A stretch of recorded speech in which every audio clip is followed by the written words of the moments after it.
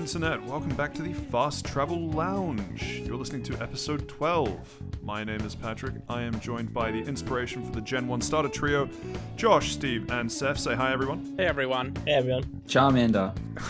God damn it. They don't say their own names, they make little 8-bit noises. Yeah, make the 8-bit noise, Steve. Come on, fully commit. Sorry, anime is the only canon for me. Just quickly quickly switch to your dial-up connection. We'll put that in the recording instead. Coming up, we got a bit of a good show. Control will be the deep dive of the day because we feel that a game that came out in 2019 is best discussed in 2022, and we don't have a large current topical thing like direct to absolutely just skew how long we'll be recording for. So might be in for a bit of a shorter one, but of course we will see how we go. First up, though, on the back of that fantastic intro. Josh, you're normally very opinionated and wrong, so this should be fun. What of the starting Gen 1 trio would you say Saif is? What a risky question. That is a risky question. I do not want a persona. You're not cute enough to be Bulbasaur. Probably not warm enough to be Charmander, so it'll have to be Squirtle. Sweet. Squirtle's my favorite. Yeah, I know. All right, Saif. What would Steve be? And it can't be Squirtle. You know what? I'm gonna have to say it's Bulbasaur, mostly because I think Josh is the one with all the spicy takes, so he's got to have the heat. Oh, I mean, and I also have the Charmander tattoo. I've also heard that throwing true. rocks at him is super effective. Oh. Sometimes. This is how I deal with its opinions. That's how everyone deals with my opinions. Cool. Yeah, that's actually weirdly lines up with kind of where I thought people would go. So guess that wasn't as spicy a take as I was thinking. We have to vote on what Patrick is out of the three now, though. Eevee. I reckon he'd be a Chikorita. Wait, no, he's Pikachu. You're Pokemon Yellow. Which of you said Chikorita? Alright, It was me all Chikorita it is. along. Chikorita it is. I don't know if I'm more upset because it was Chikorita or because it wasn't a Gen 1 starter. Probably the Chikorita, to be honest. It's the worst starter. It is by far the worst starter. It's cute, but it's useless. That is how most of my parent-teacher conferences went, yes. If your teacher's calling you cute, I think you got other problems. Did you go to a Catholic school by chance? Anyway, That before we wasn't a get to Around the Lounge, we heard rumors through the grapevine that this podcast is now basically anti-sponsored by Samsung because we have yet another flip phone that has decided to shit the bed. Saif, what happened? Tell us about it. I got basically the same problem that Steve does, where so my phone made a little bit of a cracking noise when I opened it up earlier. And now there's this line going across where the fold is, and I'm gonna have to go to Samsung HQ and get it sorted out. You're gonna go see Mr. Samsung himself. I will slap him with my phone if that's what it takes I'm to glad fix you it. said phone. You'll probably break it though. It'll be his problem then. It's user damage, big fella. There is probably one thing worth pointing out is that Stevens was the Gen 2 version of the Flip, and Seth's the brand new Gen 3 one that's not supposed to have these problems, so yeah. Yeah, the Gen 3 ones are supposed to be much better about this, so very concerning that it's happened after 5 months. Yeah, it's fucking not long at all. Like when it gets to Gen 5, it'll be exactly like Pokemon and it'll be perfect. Exactly. Gen 5's so good. Yeah, right. That was an excellent whip. Nice. No, I gotta give props to that. Steve, when you were getting your phone fixed, did you get one of those like frequently visiting coffee cards type deal? Because you could probably give it to Saif, after all the shit that you went through, and then Saf's one would be probably quite cheap, yeah? Yeah, your 5th one's free, right? Like Yeah, that's I'm assuming that's the case. I'm on a first name basis. That's when I get the free Krispy Kreme donut, right? Yeah. I'm on a first name basis with everyone in the Samsung store. It's like, back again, Steve. I'm like, yeah, cool. How you doing? How's the kids? So yeah, I'll hook you up. I know a guy. Don't worry. My uncle works at Samsung. Don't worry about it. Look, he says that the number 4 is going to be the best one. I don't trust people that think that Gen 4 is the best. That's it. You've just angered so many people. I've heard the phone gets real cute when they do the remake though. And then they do the weird spin-offs, and it's like an open world type of environment. But there's no polish; it's just a rock. I think that's just the fold. For the sake of the bit, Steve, you need to explain what an open world phone would be. Yeah, that's what I thought. Isn't that the metaverse? It's like the metaverse, isn't it? 6G. So you know how you have fungible tokens, right? There are these things called NFTs, and those tokens are non-fungible. I'm going to bail out Steve, and I think that the Samsung Folds are going to be the open world phones in this comparison. Nah, the Yeah, open 'cause- world phones will be like that Google Glass concept where they have Oh, it, like, yeah, the fuck VR yeah. display. That's still going around. It's all corporate use and not public use. Oh. Yeah, but one day it'll be there. You mean the ones that give people free face tattoos when the battery overheats? Cyberpunk 2077. What was the phone that did that? It was like the Note 7 or something that was exploding. Yeah, you weren't allowed to take it on like Yeah. planes or anything. That's right. Yeah, Yeah. that's right. More deadly than 3 ounces of water in a clear plastic bottle. Am I right? Josh, you have a Samsung Fold, not a Flip, yeah? Yeah. I have Any the new issues with Fold. yours? Not yet. It's got a big line. through- But give it a week. Yeah. So I guess how scared are you that it's now 2 out of 3? Honestly, I'm not too worried because they were both flips. The Fold has a completely different hinge from what I know. It's quite longer. I mean, obviously it's longer. It's about twice the length. So you're saying you're but better I than think them? Yeah, no. I So mean, being in longer not is in better. As many words. So but- it's a length that actually does count. So size does matter in this instance. yeah, exactly. No, I'm not too worried. The Fold, I think you also have to be a lot more gentle opening and closing because it's a lot harder to open and close, and you're not like as likely to sort of snap it shut. So I think that probably But might the snap make a is what difference. makes it so satisfying. Like, It is. even with this issue, I think the phone was all worth it for that one time I tested it out and just snapped the phone shut on your phone call. Yeah, I didn't even know you had my number, and you Wait, rang me. and hang hung on, up hang on, me. Stop calling So- me. So Seth, you got a Flip, and you're like, what's the first thing I should do with this? You rang Josh. Josh just gets like unknown number calling, goes, hello, who's this? Then you snap it shut. No, he has my number saved. We had a back and forth because I kept forgetting to save his phone number.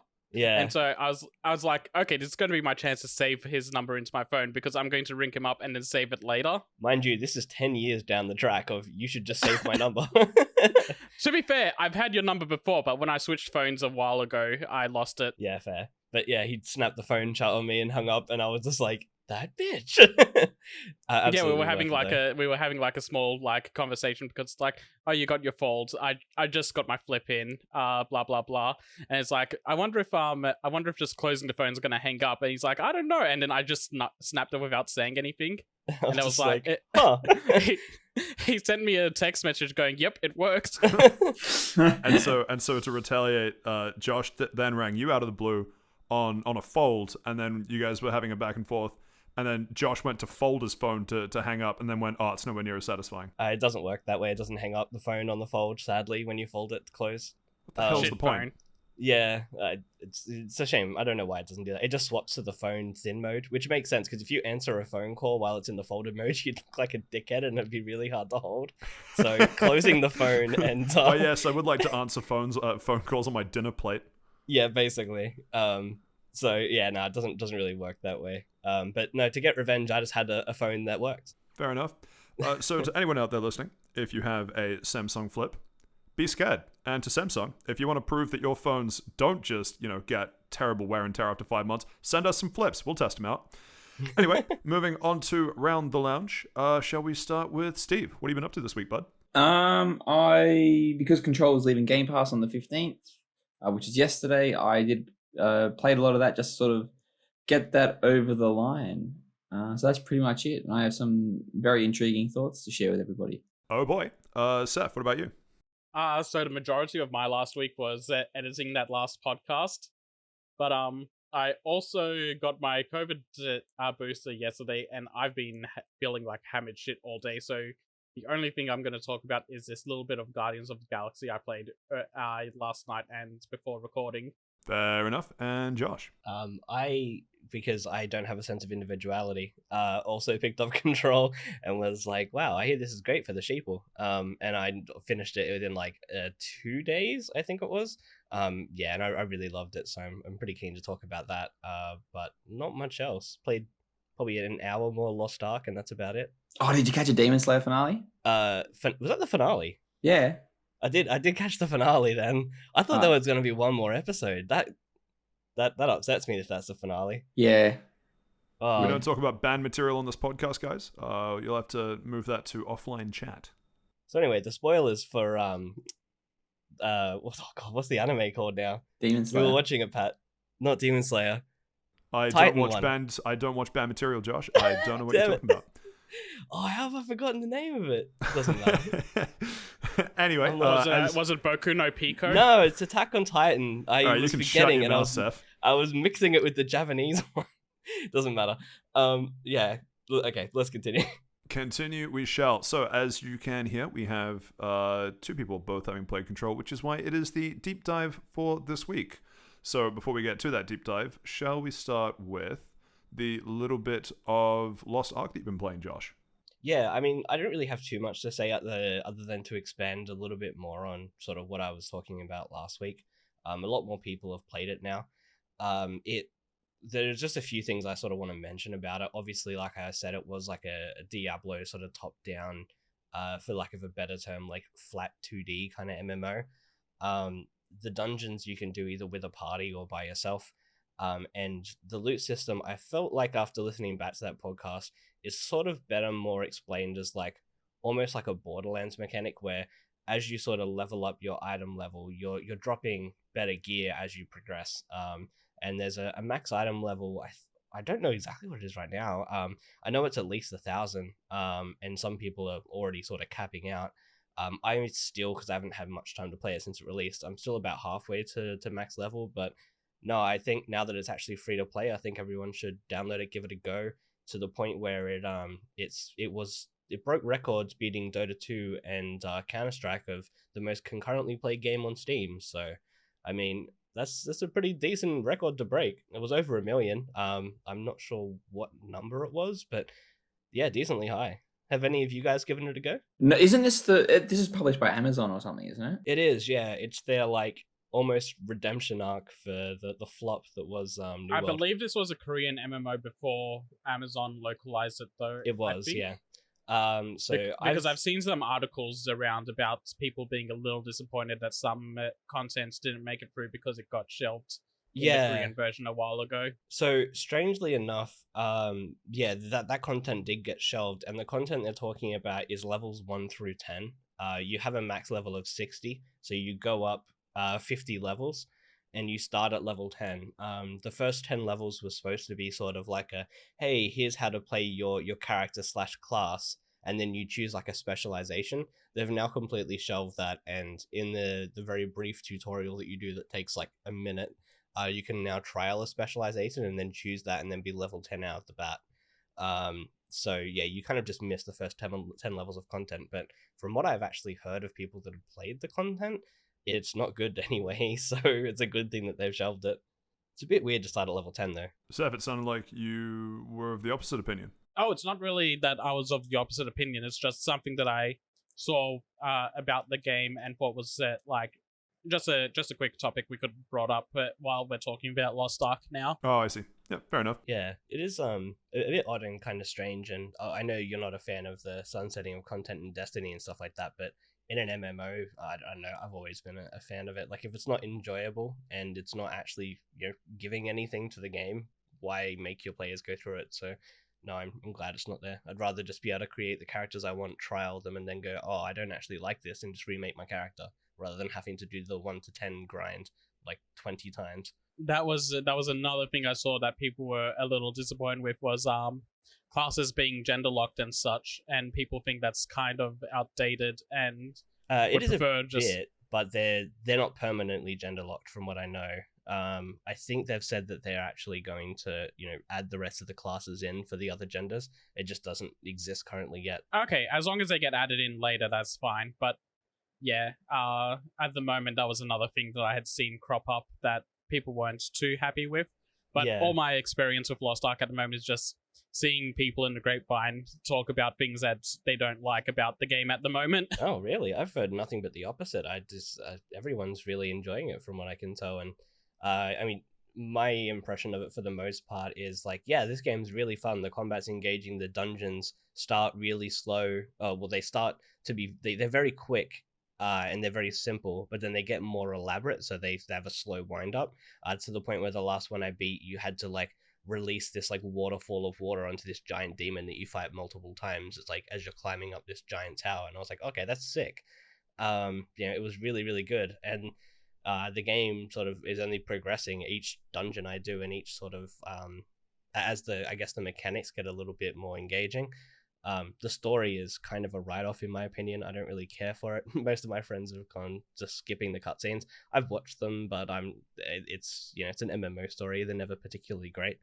But unless you're Final Fantasy 14, baby. Even then, A Realm Reborn was so And then I was Yeah, wondering if we Realm were going to get through a Reborn- podcast without mentioning Final Fantasy 14. No. If you're playing along at home, feel free to mark that off your bingo card. And No, you can buy Heaven's New Web World was as well, pretty- so that's probably. Well, sorry, you can buy Lost Ark. I don't know, I said New World, so probably that's a tick in the positive direction. But if it's breaking all these records for most concurrent players, are there any server issues? Because There have been and there haven't been. So obviously, us being based in Oceania region, we don't have Oceania servers, which means that the majority of players are playing in US West. Unlike Final Fantasy 14, baby, as of like a month ago. Yeah, as of like Can't a even month buy ago, it, but yeah, not that you're playing on the Oceania server. No, I'm not. But yeah, there's because there's never any Oceania servers. Why would there be? But yeah, the start of the game, even when it wasn't free to play yet, for the first like 3 days of it being like pay to play, I guess. So, you paid for the premium pass thing before it released, and you got to play 3 days early. There was significant lag issues when the US and Australian people overlapped. So the servers were just really you'd spike up to about 3K ping. Jesus, I don't know. It was pretty bad. I think the highest I saw it go was about 8 or 9K, which is pretty horrible. But they sort of smoothed all those issues out, and then I know there was queue times for the Americans, but the big thing for Australians is that because at this point there's no Oceania servers, and the downtime for America is in Australia's peak time. As we finish work at 6, the servers go down for maintenance every single day. So people are getting a little bit pissed off, but it's a free game. You can neither take it or leave it. Eventually they'll add Oceania servers, maybe. Otherwise, whatever, they won't. Do you see yourself continuing to play it? When I have the time, not if I have the time. Yeah, I definitely want to continue it and at least sort of finish, I guess, the main grind, because everything I've heard about the game so far is the main game's fun, the combat's engaging and everything, but the real game sort of starts at level 50, and the last 10 levels are sort of you learning to use the end game mechanics, and then there's the end game sort of raids and stuff like that, which I think sound really cool. So I'm keen to give those a go. One of the game tutorial finally finishes when you're about to hit endgame. Yeah, pretty much. Love it. So any updates on what you give it out of 10, or still? I think you gave it a 7 last week. I think I gave it a 7. Yeah, it was either a 7 or an 8. I'd stick it's still the same. Yeah. I haven't got to the end game content yet, and that makes or breaks an MMO. So at the moment, it's it's good, but it's not. I wouldn't say it's a wow killer or anything like people are saying. Really depends on what that end content's going to be like, and just how much they can shove into it. Because you look at New World, they had very similar launch pattern with that Amazon game. Everyone played it. Everyone was like, okay, cool, I'm at the end. Where's the content? And Amazon was like, what content? And then it just died in a day. So as long as this doesn't have that same problem, it has a lot of potential. Sweet. Thank you, Josh, for that. The other one that is non-control on the docket, Saif, do you want to tell us about how Guardians of the Galaxy is going? Yeah, Guardians is going pretty well. I'm about 6 chapters in, and I can really see why it was getting nominated for best writing and everything. But I also want to take a quick moment to say that last week we got a question about best use of licensed music in games, and I want to change my answer to be Guardians of the Galaxy. It is phenomenal what they do in this game. So everyone's familiar with action game power-up states, right? Like in God of War, you have the Rage of the Gods and everything. Yeah. Mm-hmm. Yeah, so in Guardians of the Galaxy, the more you use your teammates, the more you build up your overpowered mode trigger. And when you activate it, you got to motivate the team, and then after you've finished motivating them, it just starts playing licensed 80s music, and it's phenomenal every time it happens. Are they good 80s music songs? Well, actually, there's not many bad ones. The barrel scraping 80s music. I mean, you can never go wrong when you hype everyone up and it starts playing "You're Never Gonna Give You Up" by Rick Astley. There are many things that I could take offense to in that sentence, but Is it? I think Rick Astley's one of them. Is that a joke? Like, is that song actually in it? The song is actually in the game, yes, and it can be one of the motivational musics that play. Can you give us the other hit roulettes? There's the Final Countdown, there's Bad Reputation, Oh. there's a Kiss song that I don't remember the title Is of it the at Taylor moment. Swift version of Bad Reputation? No, it's the 80s version. Oh, Good so it's the version. bad version then. Don't even engage that. Be better. Come on. I can pull up a couple of the songs that are in there. Are we going to edit it in? They've also had to be a little smart about the game soundtrack because people are worried about streaming the game. So what they've done is they've also put in a streamer mode that just removes all the licensed music and they replace it with their own fake metal band called Star-Lord. And it's pretty fantastic that they've done that. And That's really the songs cool. that they have for Star-Lord are actually fantastic as well. They're all great. That's such a good way of doing it, actually. Just have it like a stream mode like that. Control actually has that feature, but as far as I know, it just removes the music. Yeah, I'm pretty sure it does. It's Yeah, fucking I didn't shit. play it on that because I'm. Why not a would you? streamer. Like, it's- But yeah, as far as I know, it just removes it, which is quite sad. Okay, so here's some good ones. There's Iron Maiden, Where Eagles Dare. There's Blue Oyster Cult's Don't Fear the Reaper. Bobby McFerrin, Don't Worry, Be Happy. And a bunch of the other songs I mentioned earlier. I won't go through the entire list because it's a pretty big list. But yeah, it's a pretty good track list. Not bad. Sweet. And yeah, I'm about 6 chapters into the game now. I've just hit the oh shit, everything's serious moment in the storyline that always happens in the comic-y storylines. So I'll probably give more of an opinion on the game once I've actually finished it. Yeah, fair enough. That was, yeah, you took the question right out of my mouth. Was how far in are you? Because this is a game that is strictly single player, right? Yes, it's strictly single player, and I think they did a very good thing making it strictly single player in this. And you're also only playing Star-Lord. Yeah, you only play as Star-Lord, and you give commands to the rest of the team, and you just kind of play like the role of the leader and the tactician for the battles that happen. So it's Mass Effect with 80s music. Yeah, basically. Sick. I can't wait to hear more about it. Any final closing thoughts on that? You want to give it a score out of 10, or you just want to do more on it next week? I'll do more on it next week when I finish the game. I feel like it's still a bit early to give a rating, but it's seeming pretty positive at the moment. Very good. We will have to wait and see and look forward to that. So, on to the deep dive for this week. Control. I'm trying to think of the best way to do this. I have some questions that are more kind of discussion starters. We'll probably leave those to the end. Alright, we're I going to can't bleep believe that we're gonna have exact to- same joke. Yeah, we're going to have to bleep them twice. It's twice in 2 weeks. Twice in 2 weeks. So Ugh, we have my the agent's Josh going to tape hear about noise. this. And then now we'll have the Steve bleep.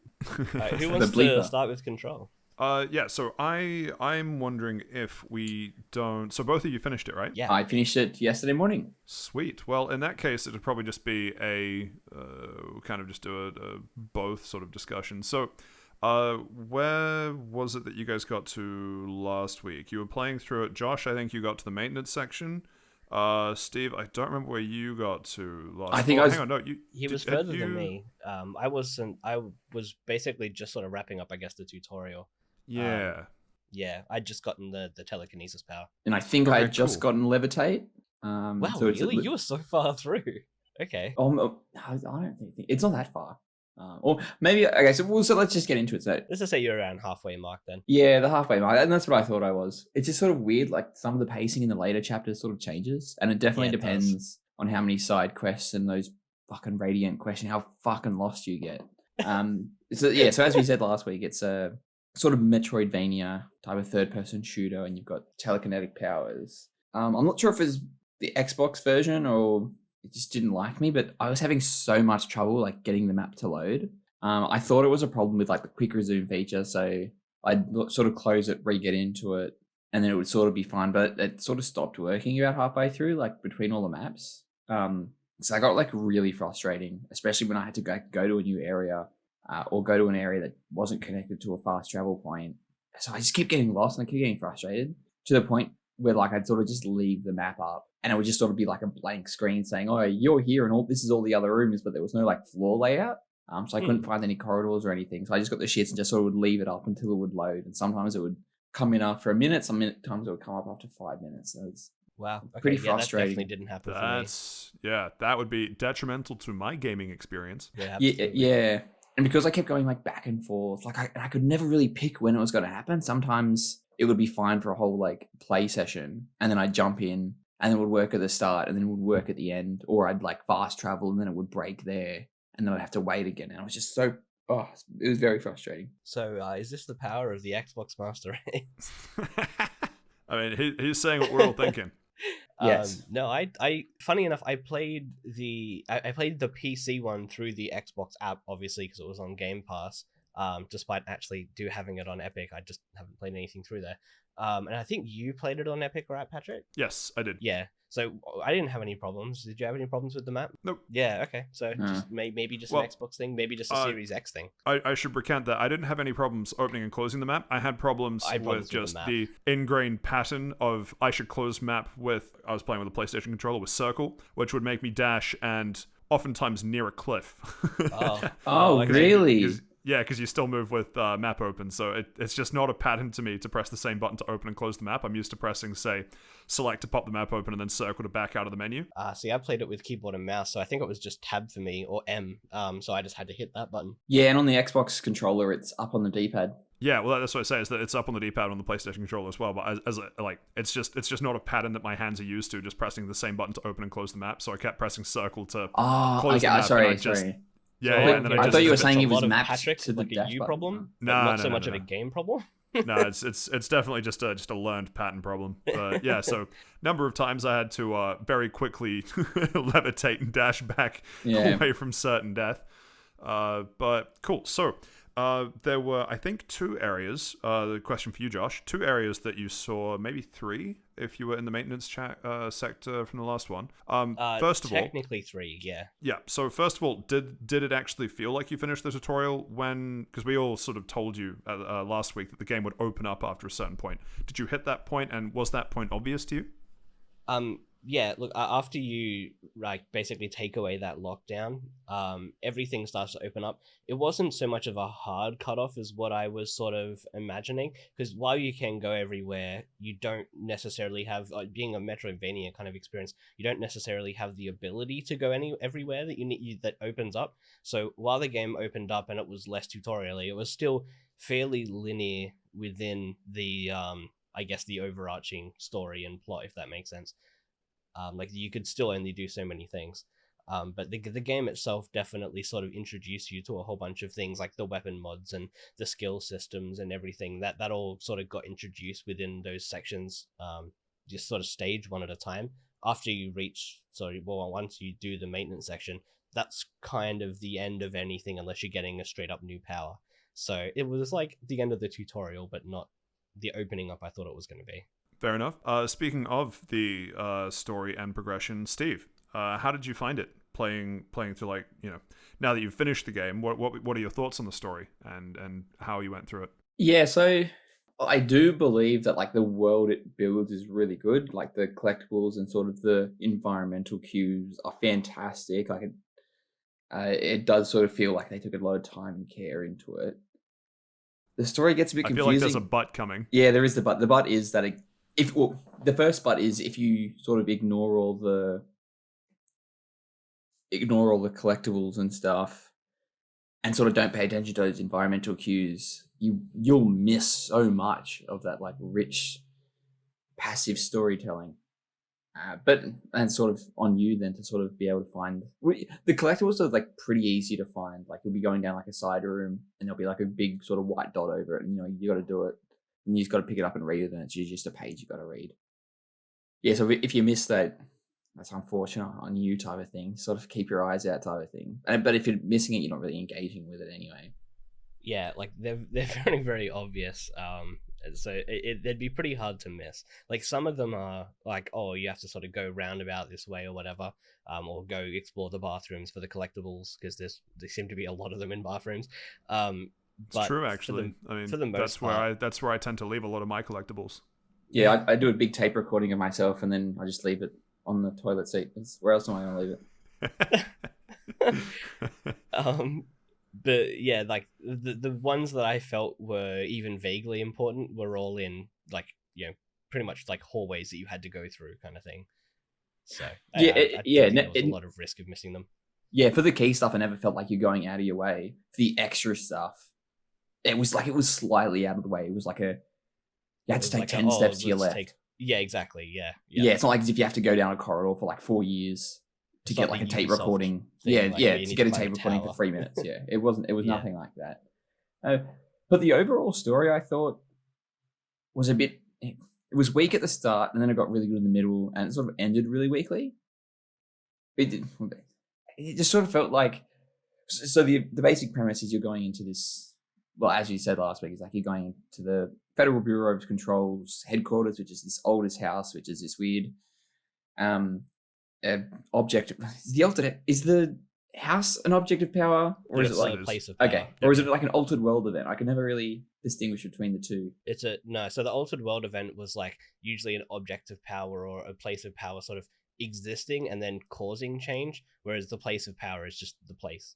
It just kind of is there. The altered world event's more of the scenario that ensues. Yep. Yeah. Okay. Yeah. Exactly as Josh said. Okay. I think I sort of tried, and like I think it was sort of like a bit of they get too far in their own technical wording and stuff. It's sort of if you miss one or two explanations, you probably missed it. That's probably what happened with that.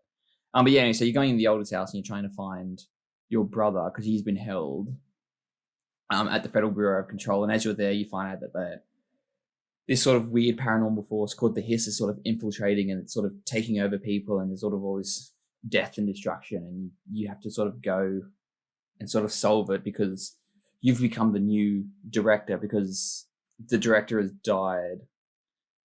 We find out later he was possessed by the Hiss that was caused by your brother. And then you become the director and you're sort of all figuring all this out because his gun is an object of power and it sort of picks you, and whoever the gun picks becomes the new director. And it was sort of weird how like you become the director and then everyone's like, oh, you're the new director. Okay, here's all you need to know. Like there was no real, oh, I didn't know you were the director, or I'm not telling you, you're new type of thing. Meanwhile, Steve working at the Federal Bureau of Control, director comes in like, hey, can I see some ID, please? Yeah, like there's like none of that. Like it was just fucking weird. And everyone's like, oh yeah, you'll need access to get into this side of the building. Here's my card key type of thing. Here's my social security number. It's essentially that's sort of I just found it quite kind jarring. of agree with you on that, right? But there reaches a point in the story where, and I think you had to as part of the main quest, but if not, then it was a side quest where you go and explore basically what happens. No, it's definitely part of the main quest. We go and explore what happens to all of the potential next director candidates, and you find the room that's all about you. Yes. So yeah, people always expected one of you guys to become the director. So in their mind, they already know pretty much everything about you, and they'd already accepted the possibility that you were going to become the director. So I don't really mind the fact that they were kind of like, oh, you're the director? Oh yeah, cool, no problem. You've got the object of power that chooses the next director. We know all about you. We know your potential. So have at it kind of thing. Yeah, and you find that out later. But yeah, Jessie never sort of questions it. She's like, oh, I'm the director. Yeah, cool, all right. She spends like the first half of the game being like, oh, I don't think I'm the director kind of thing. That's not even the first half, it's just like the first couple of hours. And then she's sort of just like, all right, well, they need me to be the director. I need to find my brother. It's sort of, let's just get it done type of thing. Yeah, I guess. I don't know. I thought it fit together quite nicely. What are your thoughts, Pat? It has been a while since I've touched the story. So I'm remembering it more as she was always kind of grappling with being the director, but I do kind of see where Steve's coming from, where it's just sort of like, I feel like she does sort of hit a point, don't remember where she just kind of accepts it, and then everything past that point is, I might not like it, but this is the reality, and there's not really any point fighting back. Yeah. And if I'm being honest, if I suddenly got, telekinetic, like psychokinetic abilities and a gun that could shapeshift, I'd probably be like, I guess I'm the director now, because I'd rather, be able to throw shit with my mind than not. It's also kind of like the lowest of your priorities at that point. Like, oh, we're all about to die. I can suddenly fly. I can throw things with my mind. I can pick up. If I'm going to die, I'm going to have fun doing it. Yeah, like it's such a low priority. But no, I thought it was I agree that the story started out really weak, like unbelievably so, and then it got really, really, really good. Peaked about sort of 3/4 of the way through, and then the end. I'm gonna say that it wasn't the best possible ending. I mean, there's a part where you get credits, and I was like, oh, I jumped into Discord. It's like, oh, I finished the game, Patrick, and he's like, no, you haven't. Yeah, And because I was like, so, oh fuck, like Ladies does and it end? gentlemen, we got him. Yeah, I was like, and oh, I was surely like, oh, it can't end that's a shit here. ending. But then you sort of do a little bit more of the game, and then it felt like to me that the way that the story wrapped itself up, which really kind of killed it for me, is rather than actually having a conclusive ending, it feels like they deliberately left it open so that you could play as the director or so that you could do DLC or something later. Like, rather than actually wrapping up the story conclusively, it just felt very open-ended and like, oh, so that happened. Anyway, and then it just kind of continued, like there was nothing else to do, and music was playing all around you for like 20 minutes, and it felt like there was going to be something else, but there wasn't. It was like, go do the side quests or go buy the DLC, which now exists but at the time didn't. So it just feels very open-ended, and I wasn't a fan of it. It just felt like it got in its own way. So I'm curious to know where you thought it did peak then. So just describe loosely. I mean, I don't think we're too mindful of spoilers here. I understand that Saif wants to play it eventually, though. I haven't been paying attention at all. You guys go ahead. Perfect. We will continue. So where is it that it peaked? Like, what was it about 3/4 of the way through that you thought, man, this is so good, and then it sort of let itself go after that? So once your brother hands himself in and you go, and they start sort of like exploring the possibility of him working with the hiss and everything and actually building like a developing storyline, the game really sort of comes into its own, especially once you have the levitate powers and everything. The combat just gets like so tight and so well done that the game just feels amazing. And all of that comes together extremely well in a maze scene. And I think I sort of said this to Steven and everything before, but like it just really wraps all of the power, the combat, the weird power of the actual place of power itself. What is it called? The oldest house. You run through a maze and it shape shifts around you and new platforms pop up, and it'll change the direction so that you're jumping up a wall that was like previously floor, and they do an amazing job with it, and it's all synchronized to a metal track, which at the time when they started playing it was completely at odds to all the other type of music that was in there. And, that was fantastic. That maze scene was incredible. And I can't remember what the band is off the top of my head, but they did a lot of the Alan Wake music as well. Yeah, Old Gods of Asgard, was it? Yeah. So that song's actually called Take Control. And yeah, it's like a 7-minute song, and if you took too long in part of a maze, because I deliberately sort of ran around for a minute to test it, they will kind of just loop that part of the song until you get to the next section, and it works extremely well. So interesting. As you go through the maze, like you sort of like play through the parts of the song where they wanted you to listen to them, and it just worked so well. The song itself is like fairly repetitive and goes for like 7 minutes, but it just there are varied sections within that though. There is, yeah. It's an excellent song. I would listen to it on its own. But yeah, no, they did such a good job. Like if that whole section was the entire game, the game would still be worth the asking price. It was that good. Yeah, Old Gods of Asgard also did a few songs from Alan Wake that I quite like, which is how I know the band. Steve, sounds like you're in agreement with the maze section. What were your thoughts on the ending? Was it also a bit of a letdown? Not really. It got a bit confusing with the whole. So heavy spoilers for the ending. I'm gonna explain my biggest gripe with it, just so I can sort of talk through to see if my interpretation of it was different, because it gets semi-abstract, I think. And I'm not sure if that's intentional or it was just sort of the nature of the game being like not confusing, but it always feels like you're a little bit further behind what the world is just simply because you don't exist in that world. Yeah. So essentially what happens is you've got this voice in your head, Polaris, which is a paranormal entity that you and your brother found a million years ago, or when you were kids, in the town of Ordinary, which is quite funny. So essentially your brother... Oh, yeah, that is crazy. Yeah, it's nuts. Wait, you only just realizing that? Surely not. No. Oh, thank God. It's a bit. But then the brother is taken from the Bureau of Control because Polaris has sort of touched him in some sort of way, and it's sort of left up to interpretation whether he can still talk to Polaris or if he's got powers or anything, or if those powers are come from the he Hiss. definitely can still talk to Polaris because he says when you meet him for the Hiss, that he just wanted Polaris out of his head, and the Hiss did that, so he loves them for it. So he could definitely still, yeah, no, Yeah. he could definitely right, still talk to Polaris, but he hated Polaris. So does it explain why though, or is it just sort of like it was always kind just sort of like talking we'll in put back it this way, right? If you were a kid and you uncovered an alien entity and your sister ran away and then you got captured and then placed in a box for basically your entire life, and all you had was this voice in its head that you blame because it all happens because you got introduced to her, would you like her? Like, yeah, I guess so. Yeah, I mean, I don't blame the guy. Yeah, but so and then it goes on. I think it was like 1 or 2 collectibles as you just after you find your brother, and it turns out that as you said before, the Federal Bureau of Control has sort of been like following you around and knows all your therapy sessions and all that. And then it's like, oh yeah, like the control group is working really well. So you've got the control group, which is the brother that's been taken, and you've got like the Jesse that was sort of just left free. That would be the other way around there, Oh, boss. fuck. My scientist knowledge is not very good. I don't do control testing. Then same premise though. It's the same premise. Yeah, like, you're right. It's swapped, but you're right. And it makes sense. One was the control group. One was the active intervention group. Yeah. Which comes exactly like the name of the game is Control. You were the control group.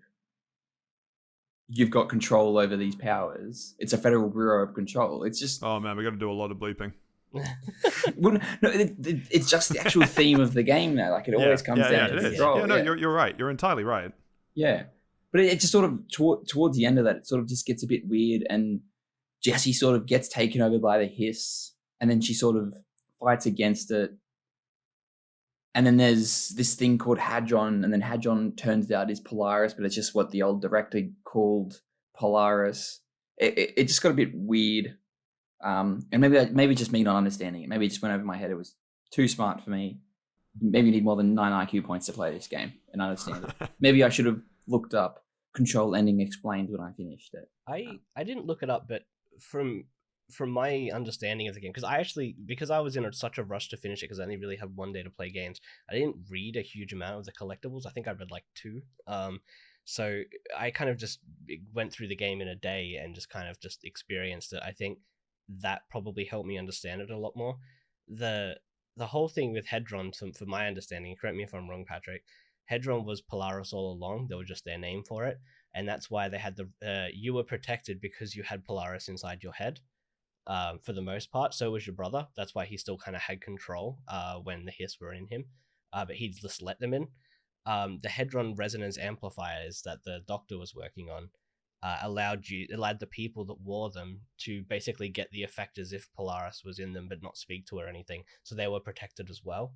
And the Hiss the whole time was after the Hedron or Polaris because that was sort of the only resistance factor to them sort of taking over. So the whole ending of the game was basically you try and protect Polaris. Hedron / Polaris itself dies, or something happens and maybe not necessarily dead but gone, but they still live inside you and your brother's head. And you start sort of fighting the Hiss inside your head and forcing them out, whereas your brother let them in. And once you force them out, then you sort of go through this whole phase of like, okay, well, here's everything that happened. The director got controlled over, by the Hiss and everything. And then it does like this weird SCP time loop, where she kind of shoots the director, as if to say like, oh, okay, well, I now accept that the old director's gone. I need to take his place. I need to be the director. I need to lead these people to fight against the Hiss so the world doesn't die. And I need to be in control, would you say? Yeah, exactly. Well, yeah. Literally, yeah. The theme, and then she ends up basically being like, okay, well, I've come into myself now. I like the very end of the game, and she's like, I am the director, and she's got control over the situation. She's like saying, oh, we're not going to run the bureau like it used to be, blah blah blah blah blah. Like it's under new management, basically. I'm in control. Here's how we're going to do it, and then sort of like the whole thing was like a big plot arc of her going from, oh, I can't be the director to just being the director. Does that make sense? Yeah, and that's probably That's my understanding of yeah, it. no, and, like, and that obviously is I haven't done any perfectly recent right. ones on it, but yeah, that is perfectly right, and that definitely does sum up Jesse's sort of arc in the most simple terms.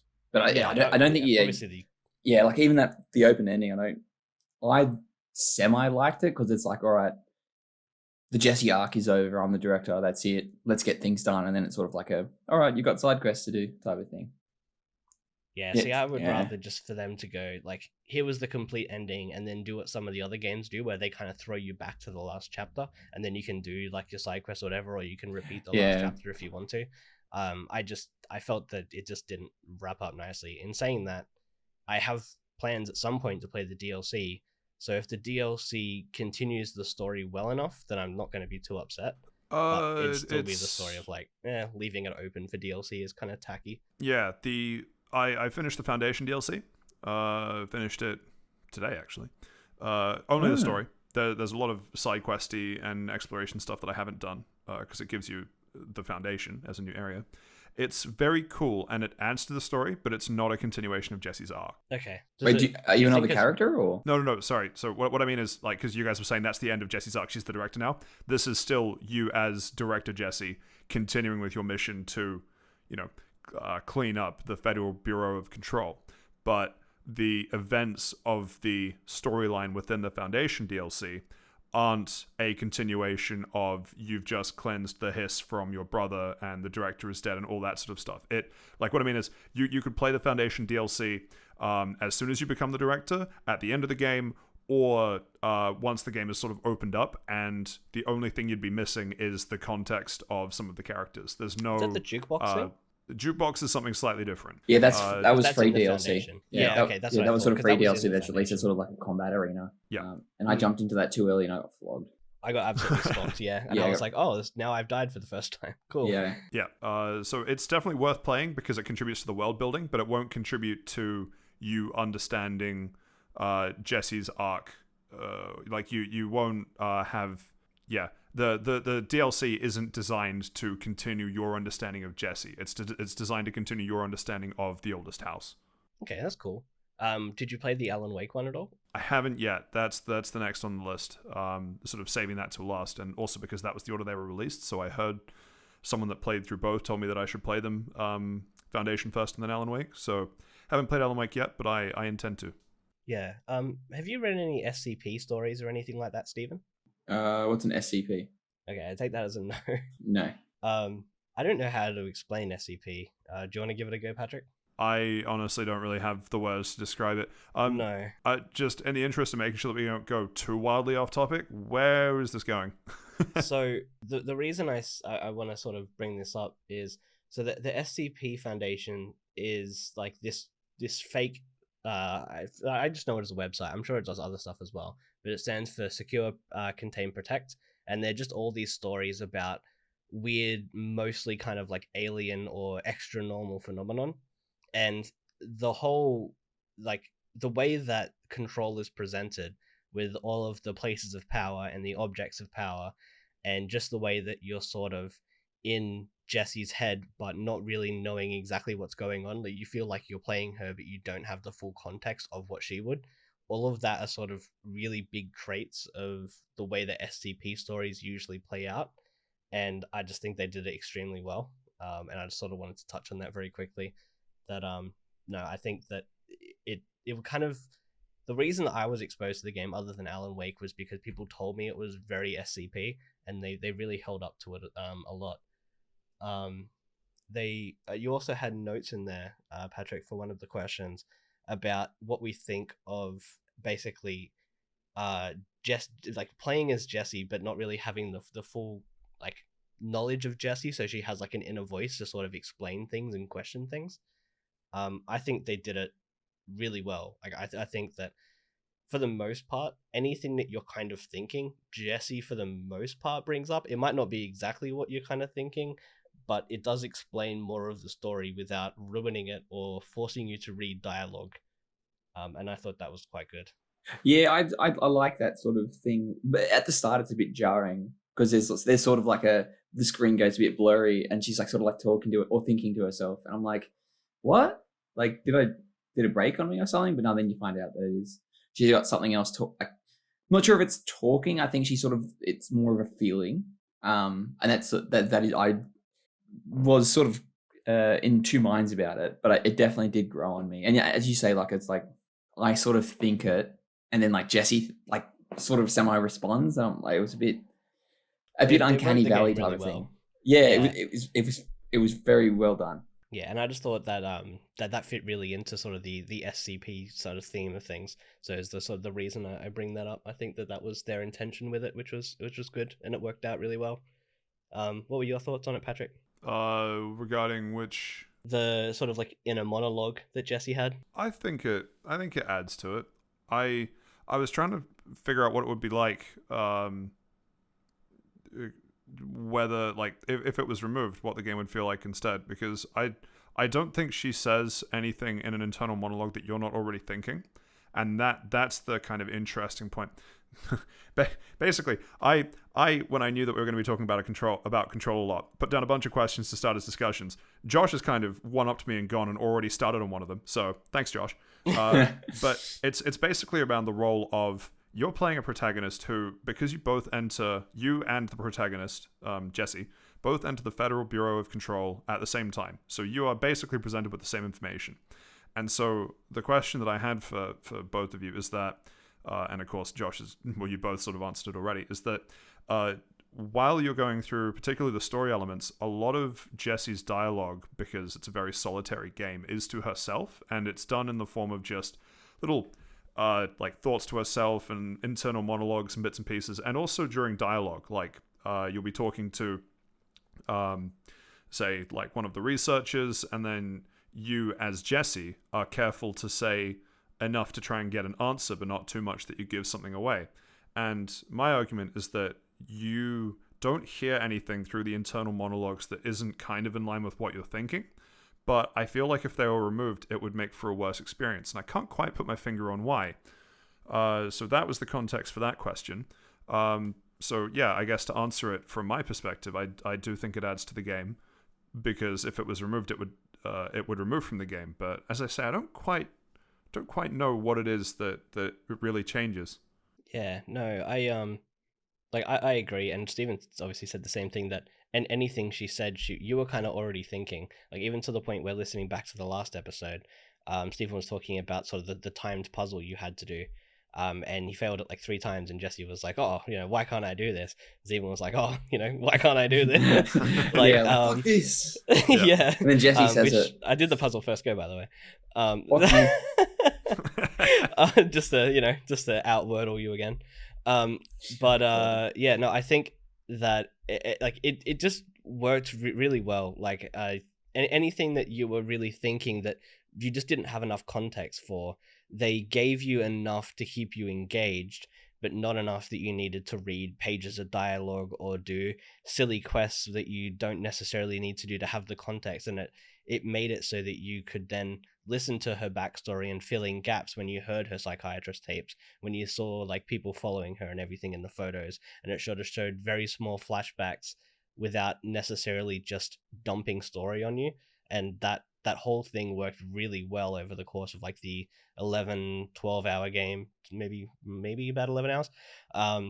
So like that just wrapped up so well. It was just so well written that I think that was an excellent element to it. Cool. Anything you want to add to that, Steve? Otherwise, we'll just move through the rest of the discussion starting. Yeah, for once I'll agree with Josh on all those points. Like that is, yeah, that's all correct. Whoa, hold up. Yeah, whoa. No Josh takes Excuse here. me? No Josh takes here. I can't believe this. It was the first time. Don't worry, Saif. When you play it, you can come through and tell us all why Josh is wrong. No problem. I'll aim just for that. Next week. I'll have the worst experience with the game just to do that. That would upset me because it's a phenomenal game. So the next question that I had that I wanted to get you guys' take on it is that it's a very solitary game. You're playing Jessie Faden. She is a solo protagonist through 99% of the game, and you do have interactions with some of the survivors in the Federal Bureau of Control.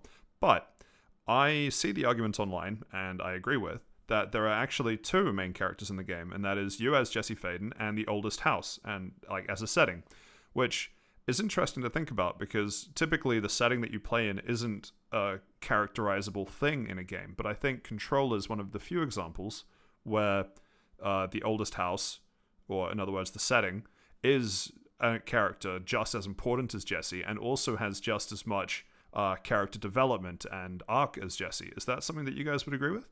Yeah, Yeah. absolutely.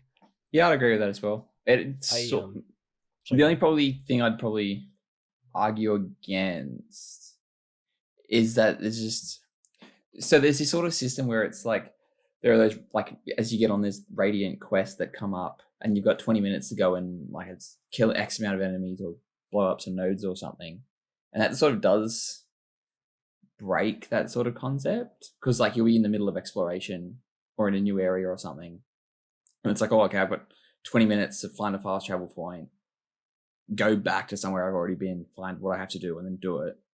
And it does sort of break that exploration kind of aspect. And we raised that a little bit last week as well, with the idea that when you have continually prompted like time-based side events like this, often it does lead to backtracking, where your primary motivation in a large setting that you're unfamiliar with is to explore that setting, and usually it won't put side quests where you haven't been yet, right?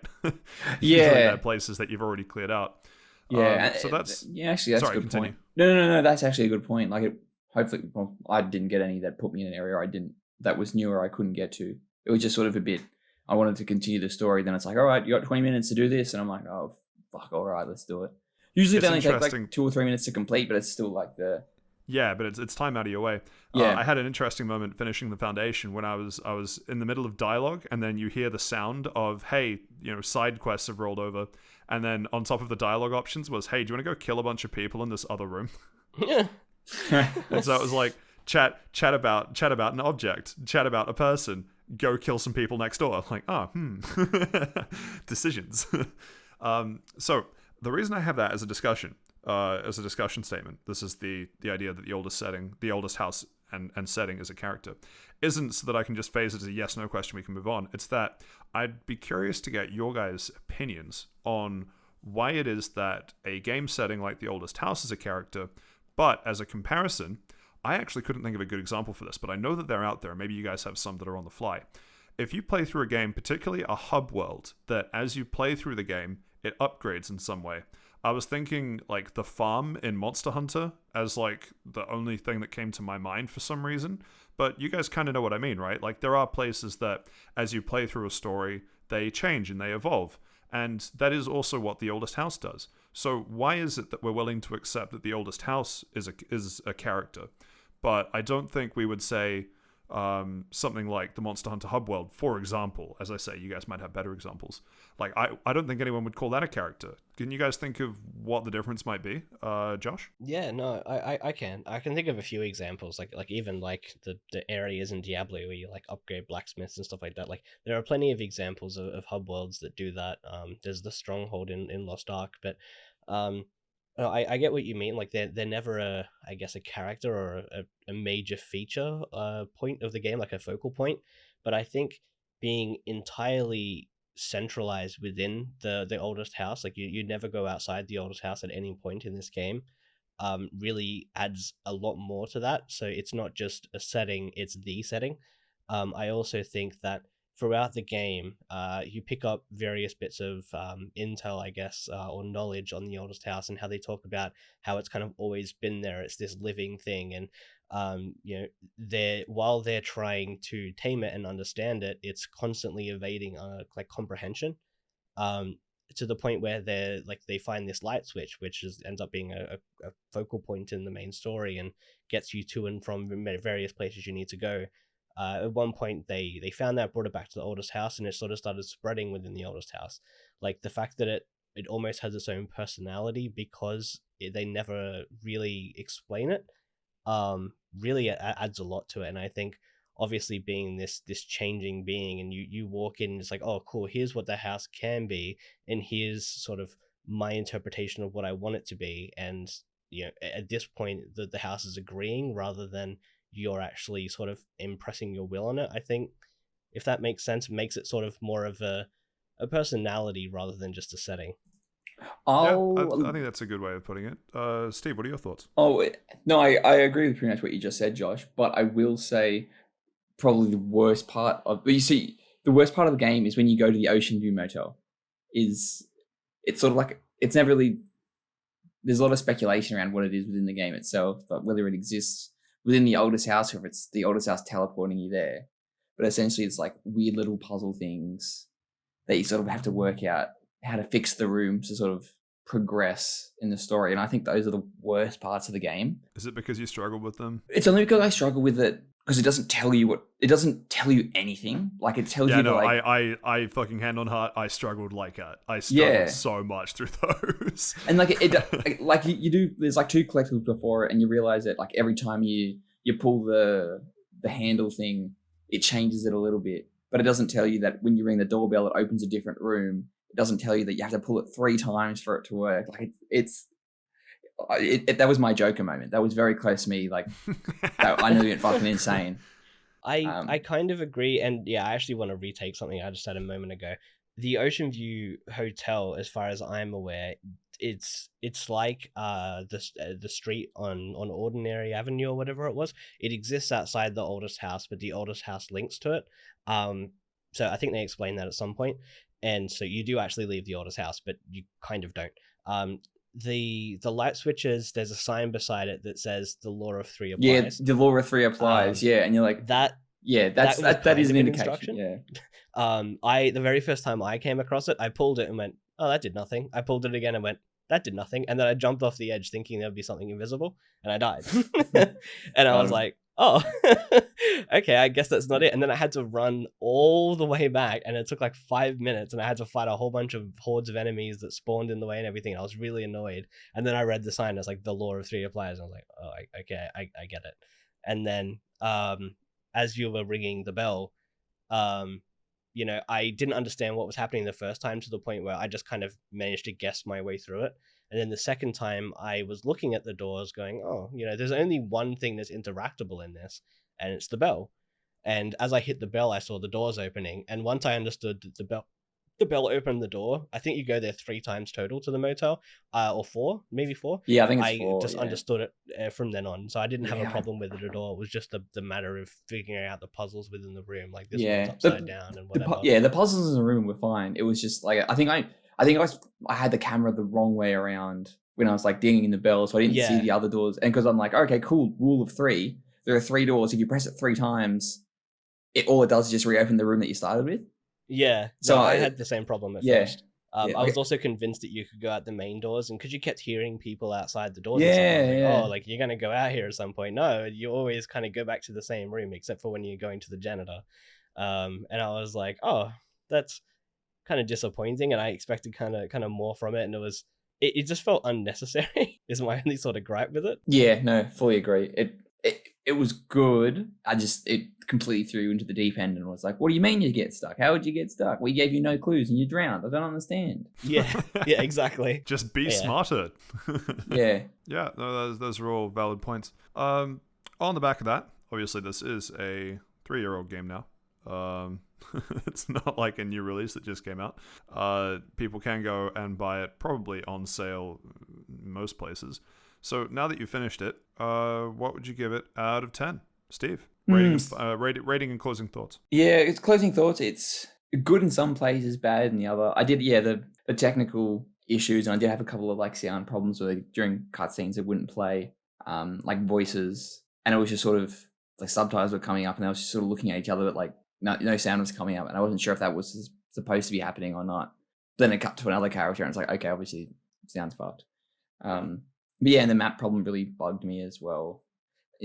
But like I still liked it. I enjoyed it. So the technical limitations brought it down, but what the game was still quite good. Yeah, exactly. And the gameplay, like which we didn't really touch on, we could spend another 40 minutes talking about that, is like really fun and snappy. You have to do a little bit of thinking, but not too much. Like if you just run in, you're gonna get into strife. If you take too much time, you'll get sort of like ganged up on and flanked. So I reckon it's a solid 7 out of 10 for me. Cool. Thank you for that, Josh. Yeah, I want to preface this first with I guess I'm pretty biased because I went into this expecting SCP and expecting Alan Wake, and it kind of just gave me everything I wanted. To the point where I, the licensed music question, I think, would be overtaken in Control by that maze. I think that was done. That's probably not going to make too much sense. So you mean the question that the audience asked last week? Yeah. What's your favorite licensed music piece of a game? You would say that instead of your answer you gave last week, you would change that to the maze section in Control. Is that? I would. Absolutely. I think it was the care that they put into that one part of the game really just shone right through.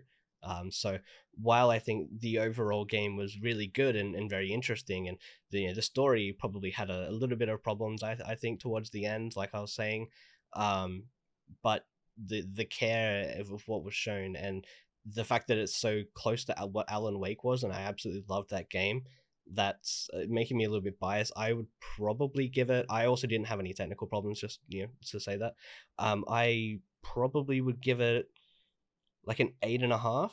Yeah. Are we giving it half marks? I don't really believe I don't really believe in mark, half marks. I'd round it up. Yeah, round it up. Always round up. If you're gonna give it a half mark, round it up. Wait. We can just Seth. Are we allowed to We'll just pause the recording for a sec. Can we do half marks? Is that cool? Yeah, half marks are fine. All right, and resume. Yeah, Josh, half marks are fine. Yep. Yeah, no, I give it an 8.5. Sweet. What would you give it? What would you give the DLC as well? I'm curious about that. Yeah. Whoa, what would you give the game? Everyone hit me with something at once there. Whoa, start that one again. Josh, what was your question? What would I give? We kind of we said the same thing, right? Yeah. What would you give the base game, and then what would you give the DLC that you've done? Gotcha. And then I guess a combined score. And that was the same as your question, Steve? Yeah, exactly the same as me. Yeah. Sweet. Okay, cool. I think I gave it an 8 or a 9 last week. I would probably round that up to a 9 after having jumped back into it. Did little bits of it and then did the Foundation DLC. I wouldn't split out the DLC too much because I am more invested in the world building than the character development. So for me, that'd actually be they'd both be 9s for me because I'm kind of like you, Josh. I'm a big sucker for SCP stories. I don't have the words to describe it, but you actually put it quite succinctly when you gave examples for it. And yeah, it is everything that I wanted. Foundation, it does a really good job of building up the world, and it doesn't answer all the questions that the story brought up. And I don't know if they'll all be answered in side quests or not, or if it's going to do some kind of "what do you think" towards the end of it. But I don't hold that against it. I kind of like that idea of sometimes you just don't know the answers to things. So yeah, I'd give it a 9 for base game and DLC, and I look forward to playing Alan Wake DLC when I eventually get to that. Nice. And that brings us to the end of the deep dive for this week. Be in control. Thank you to everyone for the very good discussion on that. Glad to be a part of it.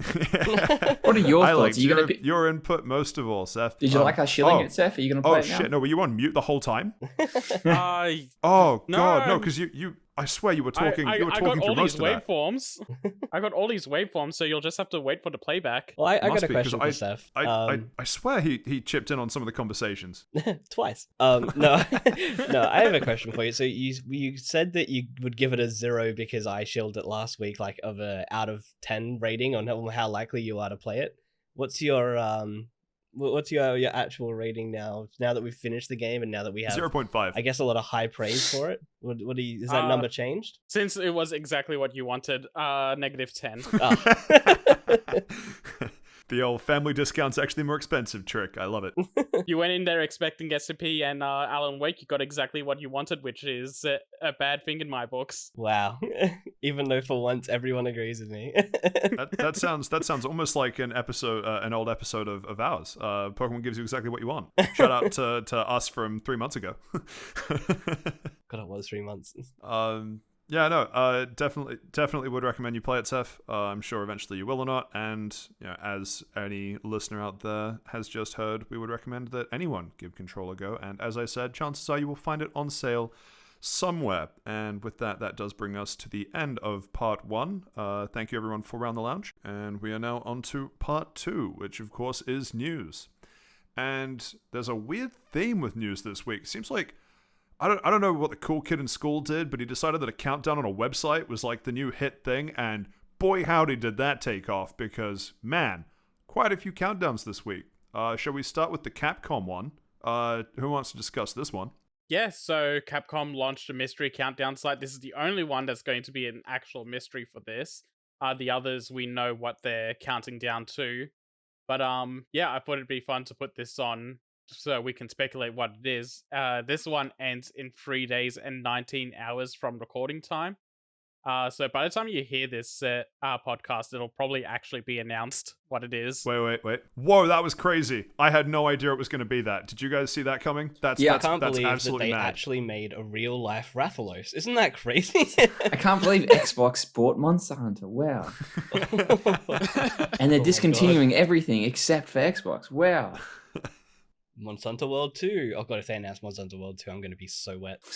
Xbox exclusive. Not with Sunbreak on the horizon. I see what you did there. Oh, hey, good one. More like Sunrise, eh? Anyway, so I think we have had some speculations as to what this is. There was some... I saw some tweets about people that went in to some of the source code for the website and think that it's linked to... Was it Microsoft buying Capcom? Oh, that was a joke. Okay, that was a joke. Yeah. I wasn't sure. That was a meme because there's so much shit posting that goes through the rumor mill at the moment. Yeah, that one someone was doing it as a joke, and they put down that it was like Vice President of Game Pass Phil Spencer. Yeah, that's what it said. Like in the I don't know. I think it was the CSS or the JavaScript somewhere. It's just like blatant text that doesn't fit in at all. That just says like Vice President of Game Pass Phil Spencer is buying Capcom or something. That's great. There we go, kids. Don't just read the headline. Don't read the article either. Next up in the list of countdowns we have Atlas doing a countdown for Soul Hackers. I know nothing about Soul Hackers. Tell me about Soul Hackers. Soul Hackers is another one of Atlas's RPG series. This was a 3DS game that came out around launch or a couple of years later. And it's just been quiet ever since. It came out either around launch or like multiple years after. I forget which. Like within a year of release, I think it was. Okay. Are you sure about that? Yeah. Oh no, sorry. I clicked on the wrong link. Never mind. Play on. Did you see a Capcom banner? No, I didn't. That's I clicked on the next news stories link. I'm like, are you sure? Anyway, sorry. Yeah, continue. Sorry. But yeah, Soul Hackers, I know a lot of people enjoy this series, and they're going to be announcing that in 3 days and 21 hours. If it's not Persona, I'm sleeping for it. So, thanks, Atlas. It's Persona-ish from what I've heard. It's not what Persona. I gather. If it's not one. So it means we have 2. So it means we have 2 hours to like hit the come down off of the Capcom announcement before we get the huge hype boost of what the Soul Hackers announcement's going to be. Is that right? 3 hours 19 versus 3 hours 20? Yeah. 3 days. That. 3 days. Yeah, 3 days 18 and 3 days 21. Yeah, there we go. So we get about 3 hours difference. Cool. So we can go watch like Into the Spider-Verse or something in the middle, and it'd just be a non-stop hype train. Sounds good. So are you excited for Soul Hackers? Was that one that you played, Saif? I didn't play it, but I know a lot of people really liked it, and it's one I've wanted to check out for a while. So just hearing that they're going to keep doing more with that is exciting to me. They're going to bring it out on the 3DS again? Well, not anymore. Yeah, not anymore. But we'll get to that later. I just want to point out quickly that the background they're using for the countdown, though probably only Patrick will know what this is, it's like a templated background that you can use for free for a GitHub page. They've just like blatantly used it. It's just straight up a template. So I mean, on the back of the Soul Hackers one. Yeah, I'm hoping that they put more effort into the actual game than they did the actual website. I mean, if the entire game's hosted on GitHub pages, that's a technical achievement in its own right. That is pretty cool. But anyway, yeah, we can move on. And to round out the trio of countdowns, Squeenix wants to also do a countdown site for FMA's 20th anniversary. FMA's Full Metal Alchemist for the uninitiated. One of the best anime series of all time. One of the most highly rated anime series of all time as well. I think it's consistently in like the top 3. I would say like top 3 like people recommending. At the moment, let me just have a quick look. Oh, it's actually number 1 on my anime list, which is crazy. Yeah, that makes. But what about everybody else's anime? What about everybody else's anime list? Don't do this. But no, it has an average score of 9.15 out of 10, which is on par. So is that Alchemist or is that Brotherhood? That's Brotherhood. It'd be Brotherhood. Yeah, that's what I thought. Yeah, because the Alchemist was less good. I think that's around the 20s though. Like that's still pretty decently high, but only because people kind of went back and watched it after they watched Brotherhood. So. Half of it is good, and then it's like, you know what? fuck yeah, I'm doing my own thing, and it's like I don't get it. Why'd you do it like this, man? Yeah. Because the manga wasn't finished, and so the anime studio was Yeah. just like, fuck it, let's do our We'll own make thing. up our own thing. Yeah. The only thing I want to say about this Full Metal Alchemist thing is that from the website / countdown design, Scar is in there, very live action looking. So I'm hoping it's not just going to be another terrible live action think- anime movie. You think that's the live action? It looks kind of CG It looks to me. kind of CG, but it looks like the kind of CG that they do for like, you know, this is going to be a fight scene in a terrible anime live action. Yeah, movies kind of like the arm CG. definitely is real. Like the hood behind it and the face looks CG. So Yeah, I mean, maybe they'll just give it the Cowboy Bebop treatment. please no. God, no. they're gonna go cancel it. Good, how good? Yeah. We've won. But yeah, it's we'll see what it turns out to be. But that's 13 days away. Oh, boo! That's not 3 days away. My attention No. span isn't that long. We could. Why are we bringing this up now? We could do this next week. You know what? Fuck it. But it was announced today. I'm going back to watch all the Full Metal Alchemist episodes, Yeah, I'll watch those as well. We can and talk about I'll it. be watching it in dub. Thank you very much. Oh, I have taste. I don't want to read while I'm watching TV. Enjoy reading, I will. nerd. I'm just getting the I'm just getting the Steve can't read flashbacks of a couple episodes ago. It all makes sense now. I've cracked the code. Anyway, that rounds out the trio of countdowns we have. Yeah, as you guys will hear. Wow, honestly, I was not expecting 2 of those 3 announcements. That was crazy. The third one, the one that's in 13 days, I absolutely saw coming though. So, you know, Yeah. 2 out of 3 ain't bad. Next up in the list, Deep Rock Galactic, the game that I shilled to death on many episodes ago now, is getting a board It's your game. Final Fantasy 14. I believe that is one of the reviews.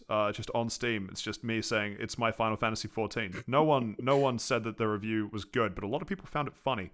But that is getting a board game, which if I had more people that I could play that with in real life, I would absolutely go and get. It's on Kickstarter. It's absolutely smoked its goal, and it looks to be very good, but slightly too expensive, and I don't think I will play it enough to justify me getting it, but I really hope they do a video game version. That way I can play with my friends over the internet. Yeah. Someone will make this in Tabletop Simulator within like a week. Yeah, Hopefully, I hope so. Hopefully it becomes an online game.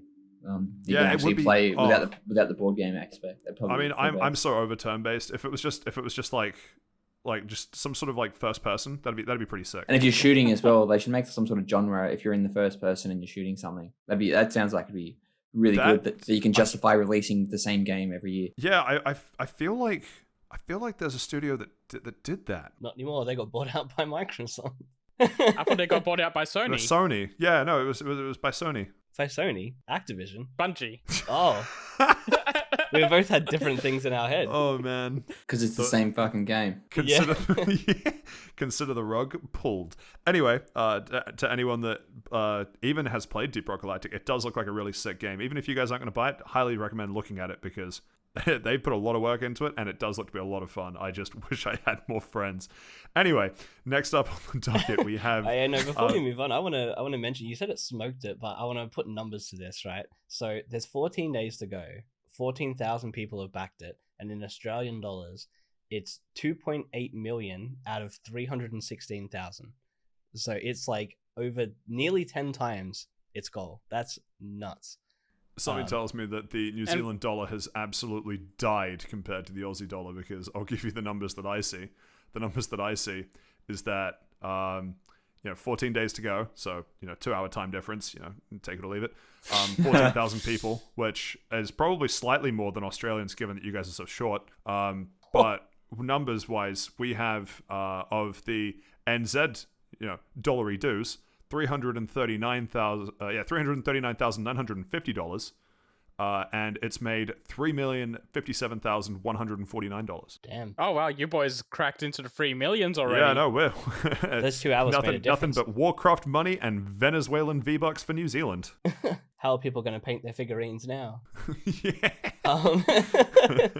Anyway, we can move on. Yeah, no, you're right though. It has smoked the goal. It has smoked the goal, and yeah, you were right to put numbers to it because I've never seen a board game crack multiple millions like that, but I also don't really look at board games on Kickstarter. Anyway, moving on. I'll be honest with you, fellas. I'm going down the Kickstarter rabbit hole now. There's a bunch of stuff that looks cool that never will get funded. But anyway, sorry. Yeah. No. I need to. What looked cool? What looked cool? Show the group. So there's this thing called Kaibo Flex. It's the next generation of bone conducting headphones. Oh. It's made over 1,000% of its goal. Like its original goal was about 7,000 Australian, and it's currently at 603,000. That's such a scam. You want the latest bone conducting headphones, and they think they can do it for 7K? That's a scam. Yeah, that's a massive What the fuck? So so if you pledge $80, if you pledge $80, you get a pair of them. But when they're released, they're going to retail for 119. Okay, and how many of these are you planning on leaving at the beach? Well, part of that's funny, man. I can't get into my house anymore. I'm still fucking waiting for that fucking swipe key. Landlords and real estate agents will be the first on the chopping blocks when the revolution comes. I'm just amazed that technology has advanced to the point where I could go and sell a pre-owned Toyota Corolla and single-handedly fund the latest bone conducting headphone technology. Good thing you drive a Prius. I don't. You take that back. I don't drive a Prius. There's nothing wrong with a Prius. It's good for the environment. Look, wake me up when they start making actual codecs from Metal Gear Solid. Metal Gear. I'll wake you up when September ends. Anyway. God, that was even worse. I know. I had to say it because Steve can't have all of the terrible jokes. Yeah, Steve take, honestly. Next up on the list, though, returning to the actual. Shut up. Returning to the actual news docket. Warhammer Total War. Actually, what is the full title for this? So Total War Warhammer 3? Total War Warhammer 3. Yeah. So that came out today. Not really too much to say other than that it's Warhammer, right? It's Total War. So if you've played a Total War game, you know what to expect. If you played a Total War Warhammer game, you definitely know what to expect. It's out on Game Pass now, day one, and everywhere else if you want to buy it. Game Pass is the winners, baby. Still Warhammer Fantasy? What do you mean Warhammer Fantasy? It's just exactly the same as the other Total War Warhammer. Yeah, games. see I don't know. I have Total Warhammer 2 because I picked it up when it was dirt cheap, and I'm nervous to play it because it has everything that I think I'll like in a game, and I just don't have the hours to feed that addiction. But should the day ever come where they do Total Warhammer with Warhammer 40k as opposed to Warhammer Fantasy, I'll be in day one. Yeah, no, it's Warhammer Fantasy, not 40k. Yeah. That's okay. You know, everyone makes mistakes. Next up on the list, though. I don't think I'm going to get these bone conducting headphones. It's got like a wireless charger thing that sits on your desk. It doesn't look good, fellas. I think I'm going to close that tab.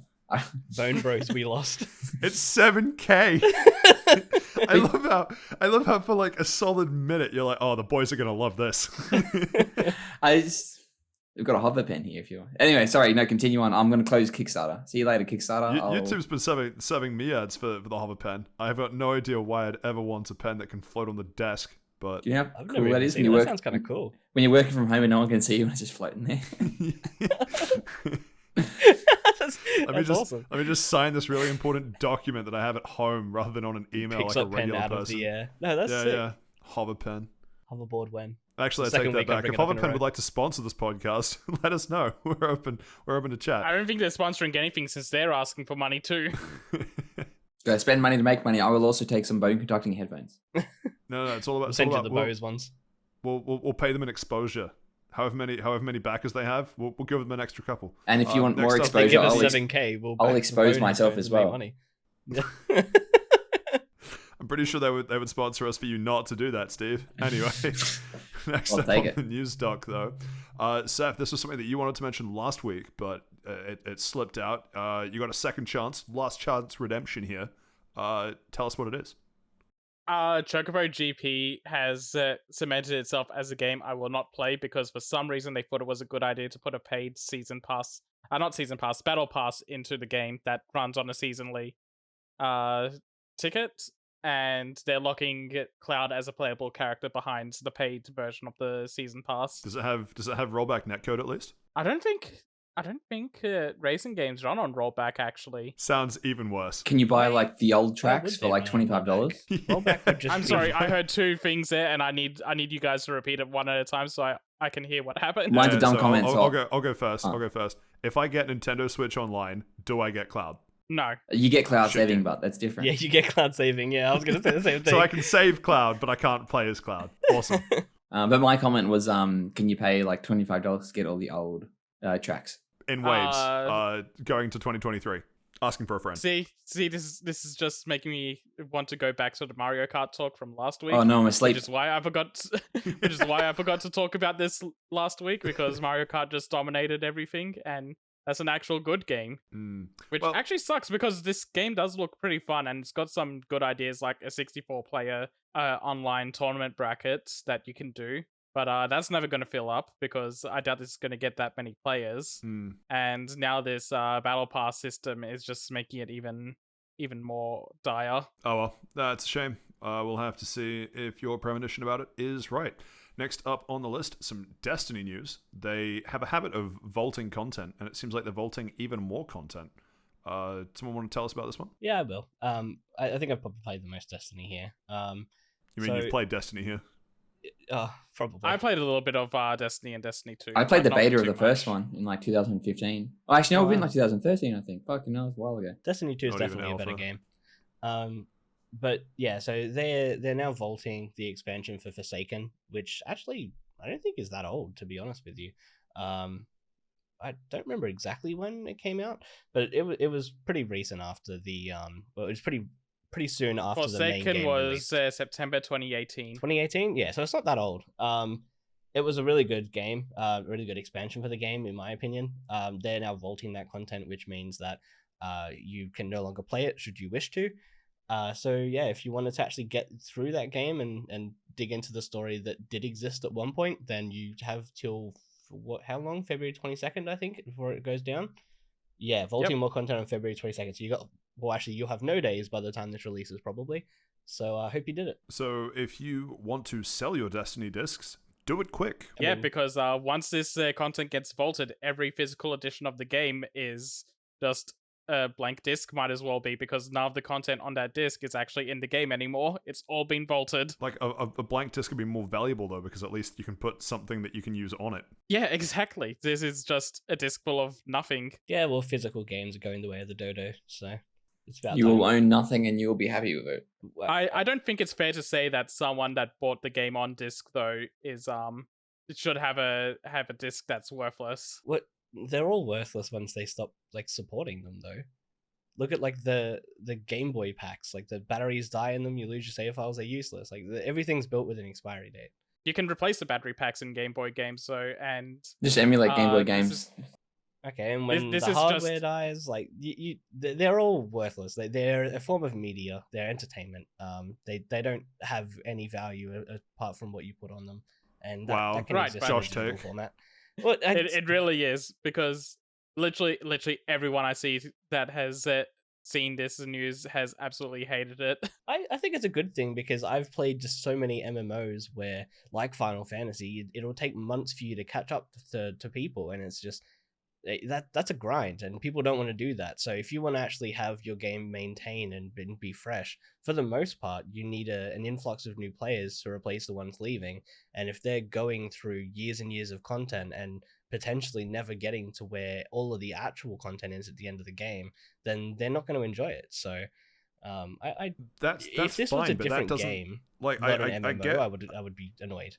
I get where you're coming from on that, but that like you're treating that situation like it's black and white, right? Like you're saying we only want new players to experience more up-to-date content. Fine, but you don't have to do that at the expense of taking away old content that people have been playing until now, right? Like any No game one's playing it cartridge anymore, is the for thing. an old system that I have, like I don't know, just looking around, like any 3DS game that I haven't played since like 2012, I can go boot that shit and it will still play, right? Like it's not like I leave the cartridge for a couple of years and then go, oh man, you know what was really fun? Monster Hunter 4. I'm just gonna boot Monster Hunter 4, and you boot it and nothing happens. Like that. Well, that's shitty. So this is why I say I'd hate it if it wasn't an MMO, but being an MMO, I understand, because most of this content, especially Destiny, was made in a way that was the world is filled pretty much only by people, and a lot of the raids and the semi-dungeon stuff that you do was all based around you doing it with people, and no one does that content anymore. The only people that you'd still be doing it with are other people that are doing it for the first time. So taking it away, really, you lose very little, and you're costing the game more keeping the upkeep that they could be spending doing other things. Like live service games are never going to last forever. At the moment, things are left in a state of decay where you've got like WoW, where it's dying because they've now redone that content in a way where you can level anywhere, but no one's doing the vast majority of content. And it's just filler, and it just sits there and no one touches it, and it's just degrading. It seems waste. Like live service games in general, I think the concept of vaulting content is not a bad thing. They could do it better. I don't like the idea of vaulting. What I prefer is because Bungie's whole reason for vaulting content is they want to keep the file size of the game down, which is fair because Destiny 2 is a fuck huge game. But instead of vaulting the content, I think what they should do is let people opt in what expansions and what parts of the game they want to have installed. Like if people aren't going to be playing the multiplayer start, like the PvP part, just let people uninstall that part because it's just taking up hard drive space that they're not using. And yeah, that's one part of it, but there's still going to be dev upkeep and everything on that stuff. For the sake of not getting too far off topic, we'll leave it. But like, I don't know. I think in my opinion, what I would have really liked to see out of it is them rework that into a single player story of some kind, where it's just the storyline, and maybe they drop all of the open world planet stuff and you just do instance based missions, and then you have the story and some of the content without the multiplayer stuff. But it's too hard to do in a game like Destiny. I don't think it's worth their time for the small amount of people that will play it. But yeah, we can move on. I don't care. Is anybody planning to play Destiny? Yeah, I play Destiny well, sometimes. Not anymore, Steve. No, but like really, but like, have you played it like recently though, Josh? I played the newest expansion, but I haven't finished it. I've been meaning to go back to it because it's on Game Pass now. So Game Pass Bros. Again, man, we just cannot stop winning. I mean, it's a free game to play anyway. Right, yeah, all right, yeah, you got me there. Kinda. Grumble. Do you agree with Josh? Do you not agree with Josh? Let us know. Anyway, next up on the list, we have Sony taking a page out of Mr. Beast's book and going, let's just plant a shit ton of trees. Oh, sorry. Yeah, this is where I come in for this. So Sony's started up this Play and Plant initiative where they're going to start planting trees for people, basically anyone that gets the Reach the Daunt trophy in Horizon Forbidden West, which from what's being said on Eurogamer is that it's a really early story trophy to get.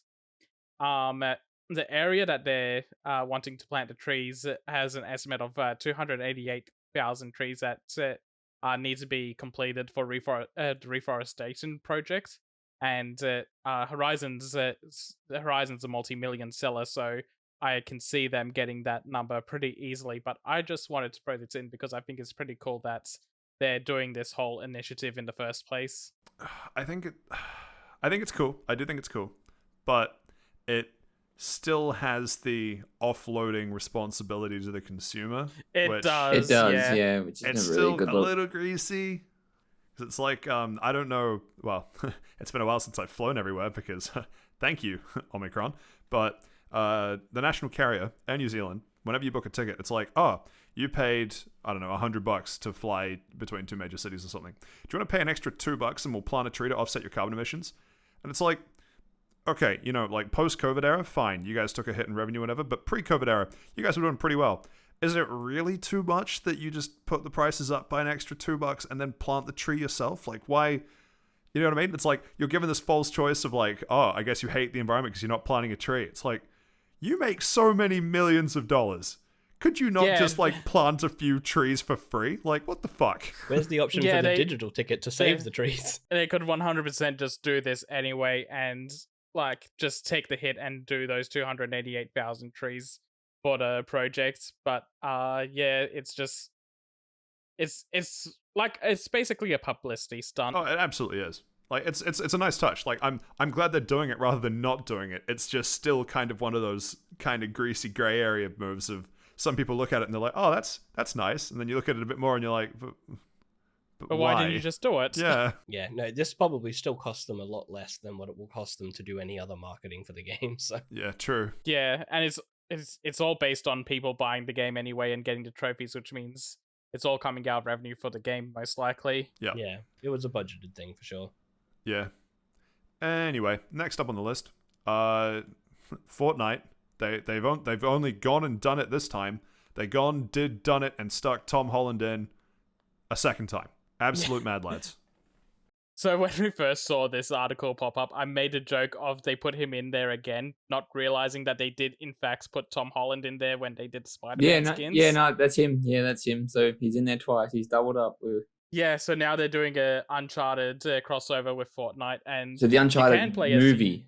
It's not. Yeah, but you can also play as the original Uncharted people. Oh, can you? Yeah, oh yeah. shit, man! You can play as the original Nathan Drake and Chloe Fraser, but to also tie it into the movie, they've also got the actors' portrayal of the characters in Fortnite as skins. That's right. You can be Mark Wahlberg. I don't know that there's too much more that we need to say about that. It's a nice meme. Move on. Yeah, basically. Funny, haha. Tom Holland is in the game twice. Why? I can't wait for us to get into Fortnite. Everybody else is in there. I would prefer not to. Everyone is here. It, and I was like, oh god, no. Where we dropping, boys? Anyway, next, nowhere. Next up on the list, we have Paramount announcing that Sonic 3 is now in development, even though Sonic 2 still isn't even out yet. That's coming out in April, I think. And they've also announced a Knuckles, spin-off? Yeah, a series that's going to be coming to Paramount Plus, which pretty fun. A live action series that's coming to Paramount Plus. We have to say, like it's not like these are live action projects in general. Yeah, anyway. It's strange to be like, oh look, there's a spin-off for Knuckles, and it's going to be live action as well. Like it's. And they're also keeping Idris Elba on board for it, which is a great move. fantastic decision. Yeah. But I liked all the jokes that were coming out that were saying Paramount Plus just announced Sonic 3 and Knuckles. Yeah, I like the jokes and Knuckles. They also announced just underneath this, when you open the tweet, that a new Quiet Place movie is coming out. So that's cool. Look forward to that too. Yeah, this was like a full Paramount Plus thing that happened. And they announced a shitload of things here. Yeah. But I wanted to keep it kind of within our specific interests, and that was the thing that came up. Oh boy, there's a new Teenage Mutant Ninja Turtles movie from Seth Rogen. Three more SpongeBob movies. Yeah, boy. Oh, also to keep it within our sphere of things that we care about, the Halo series is coming March 24 on Paramount Plus. Do we even have Paramount Plus in Australia or New Zealand? I don't think so. Which means we're just going to pirate not really in our interest. Yeah. I think we do, but I'm not sure. I don't know. I'd never looked. I pay for enough things that are subscription based. Do we think that there will be human teeth on Sonic again, or I hope so. do we think they've learned their lesson? They learned their lesson the first time. I was gonna make the same joke. Like, do you reckon they'll do the old Sonic model just for a meme? Like, I reckon it'll be that'll be the Zack Snyder director's cut. Give us the original Sonic. Jeez, don't all speak at once and then stop speaking at once, man. Crazy. Anyway, next up on the list, we have a bit of an addendum to what we said last week. One of the topics that we brought up was a translated article, right? And there's now been a translated interview. Yeah, and there's now a more accurate translation. So, Saif, you want to run us through what the initial article was and what the addendum is? Yeah, so last week we said that Platinum Games was kind of shifting priority to live service games, but wanted to keep an interest in doing what they usually do. When the slight addendum to this that does make it sound better is that they're still going to continue doing what they always do, but they want to do some live service games as well because they think that's going to be the future of the industry within the next 5 years. But still expect their usual content that they do. So slight difference in tone, but it makes all the difference. Additional instead of replacing is always good. Yeah, I think that's probably a more sensical. I remember we were all sort of a little bit confused at the idea of a fairly large directional swing off the back of what we talked about last week. Anyway, glad to know that has been fixed up. Although, there is other Platinum Games news. Yeah, so a little later, there's a lot of Platinum Games news, actually. A little later, the CEO of Platinum Games just came out and said that they would like to be acquired by a bigger company as long as their freedom is respected. Specifically pointing out the Microsoft and Activision Blizzard merger, where they believe that Activision Blizzard is getting a lot of their freedoms and can still do what they want, but Microsoft is just pumping money into them. and they would like a similar sort of thing where someone just pumps money into them, but they get to do their own thing. So they I want a would sugar daddy. I would also like that. Putting my hand up that Microsoft, if you want to buy me out, I'll do it. They've already Yeah, bought it's me enough, out. Azure certs. I thought you bought into them. It can be Technically, both ways. technically, it depends how you define the concept of being owned and being so far into the Xbox fanboy system that it's the only thing you'd see these days. How many I meant more achievement points because are you bought stocks. Oh no, I meant more how they control every waking moment of my life. Yeah, Not good quite distinction there, Steve. One of those would have been horrible, and the other one would have been buying stocks. Not at the moment. Don't look at your portfolio yet, fellas. It's on the downturn. When's the Xbox fridge coming back out? It didn't release in Australia, and I was Yeah. thinking about this yesterday. Right, I looked at how much it would be to import it, and it's too much. Aren't they waiting until Temtem's a launch title for it? Yeah, my uncle that works at Temtem said that. My And then that's that's Activision that works on Microsoft. and he's also working with Final Fantasy 14 director, and that's coming to the Xbox as well. And when they release it on Xbox, they're going to discontinue it everywhere else. Are they? Oh, wait. They get- Oh, hang on. Is that the same? Are they the same group that's doing that cool new bone conducting peripheral, or is that someone else? No, that's someone else. No, that's Oh, my okay. dad, Yoko Taro. That's my uncle that works for. It's my other uncle. That's my uncle that works for Big Skeleton. Big skeleton. We don't talk about that, Uncle. Yeah, he's a bit bony. Any other platinum news to cover? Yeah, so even though Platinum is very much liking money and wants all the money they can get, they do not want NFT money.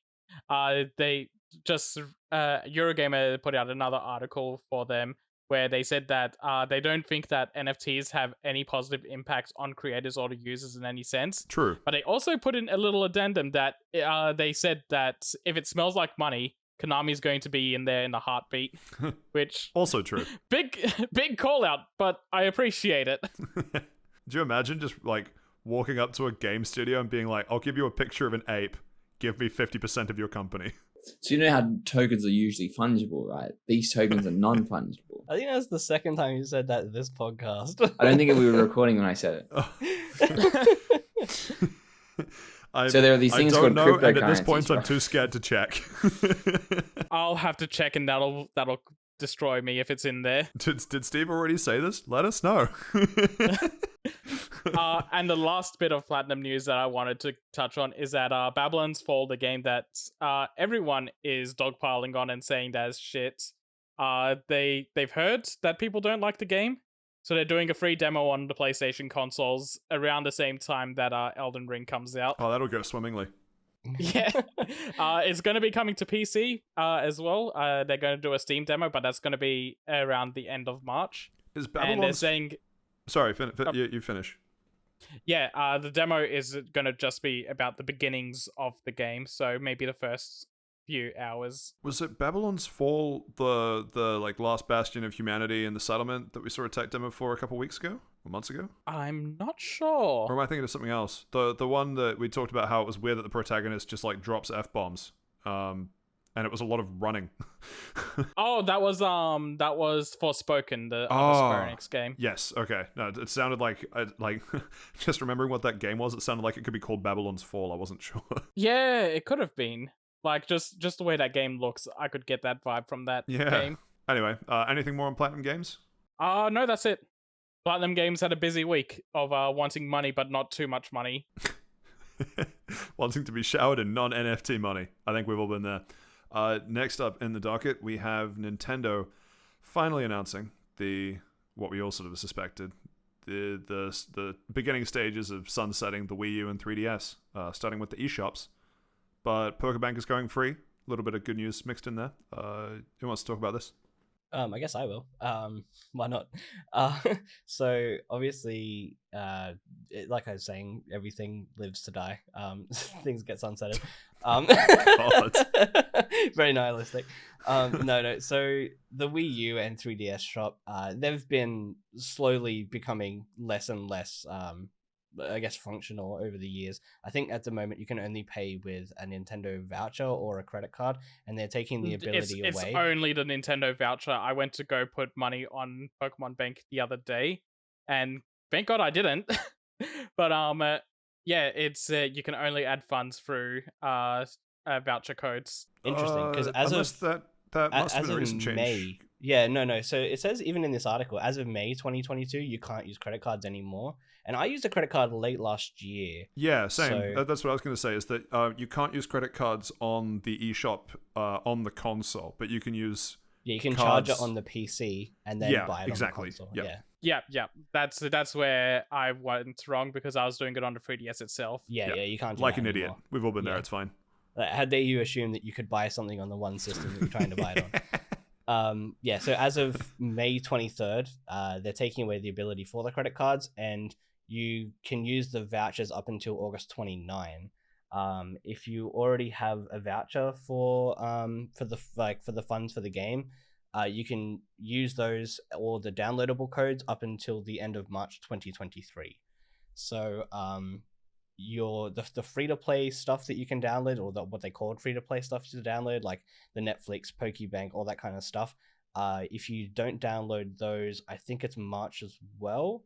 Then every as soon as the late March thing hits, you cannot make any more purchases, even if it's a free thing. It's just you're stuck with what you've already purchased. Yeah, Damn. exactly. After 2023, March 2023. So that's all going away. On the bright side of that, Pokebank will be free if you have it on your console downloaded before then, up until the point where Pokebank is decommissioned, which I imagine honestly will be very, very shortly after. So Because that's part of their push. another year or so. Yeah, would because that's assume part of their months. push to move everything into home, right? yeah, Yeah. which they still haven't got Brilliant Diamond Shining Pearl in there, so they're not doing very good. But yeah, so that's all going away. Sad day. I loved the 3DS, and even my Wii U I used quite a bit. There was also, as part of this, a Twitter link that you could follow that would give you very inaccurate, at least I think it's very inaccurate data of what you played on your 3DS and what you played on your Wii U. And yeah, we all got a various bits of information out of that. Do we all think it was accurate, or I think mine might have been.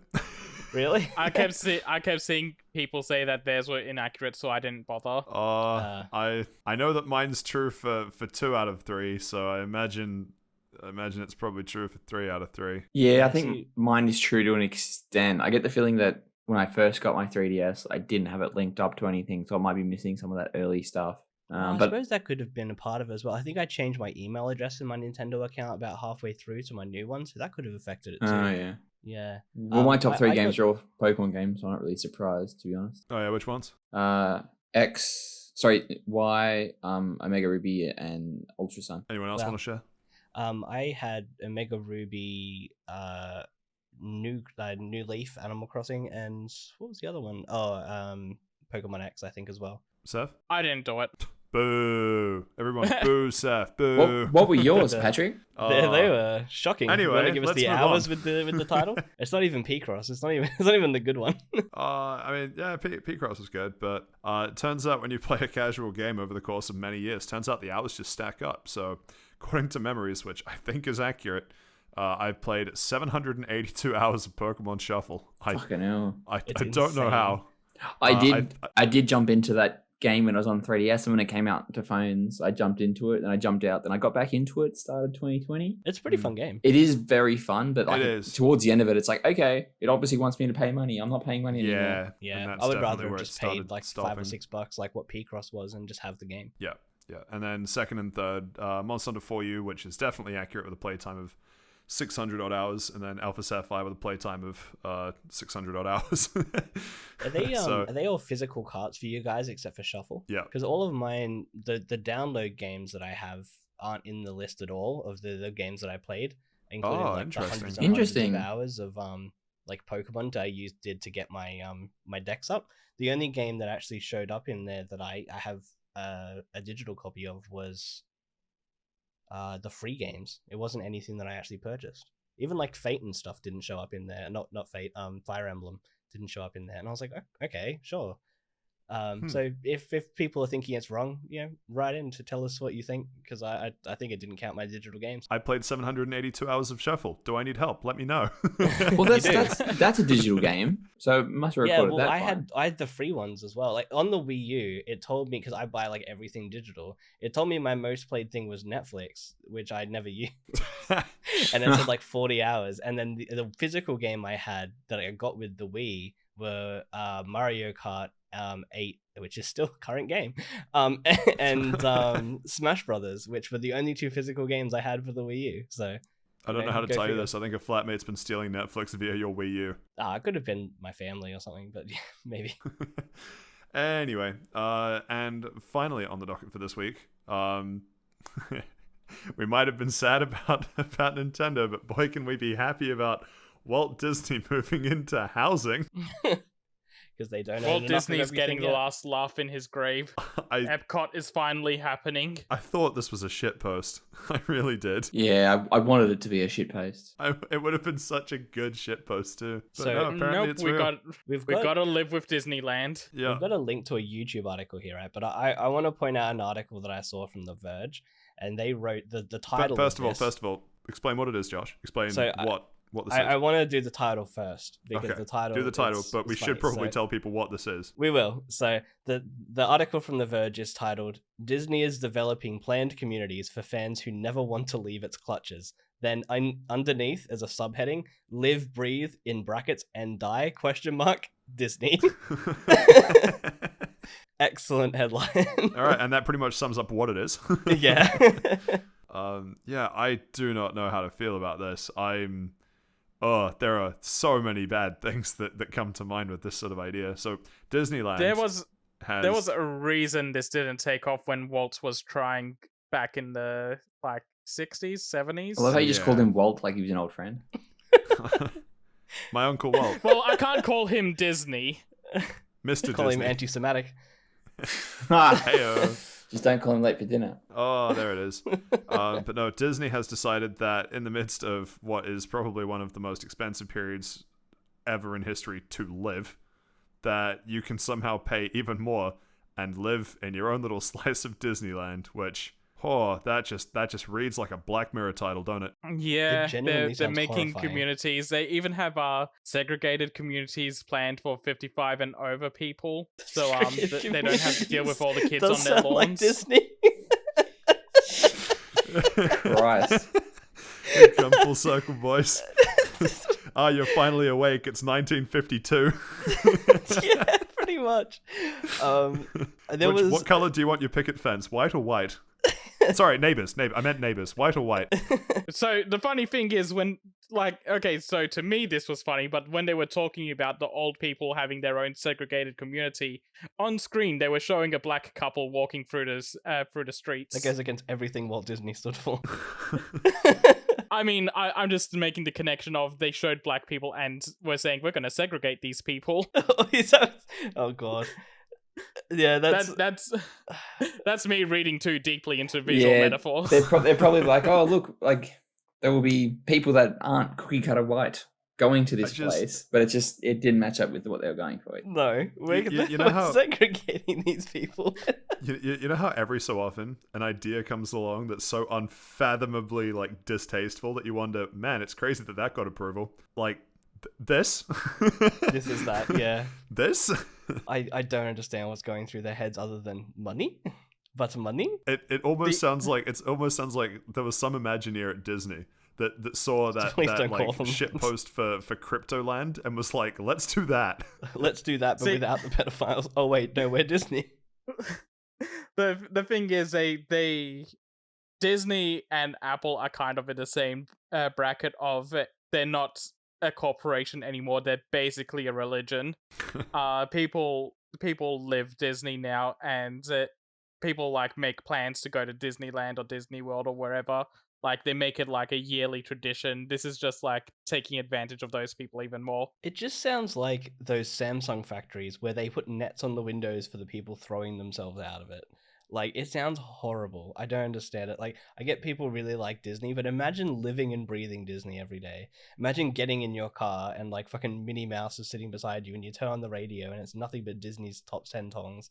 I couldn't imagine it. I mean, as long as my day starts with "Make a Man Out of You," I think it'll be okay. But what if it did that every single morning and that was your alarm tone? You couldn't change it, and you walk outside. There's See, a guy that's from Flubber. I think we figured out what the hiss is. Yeah. I hate that so much.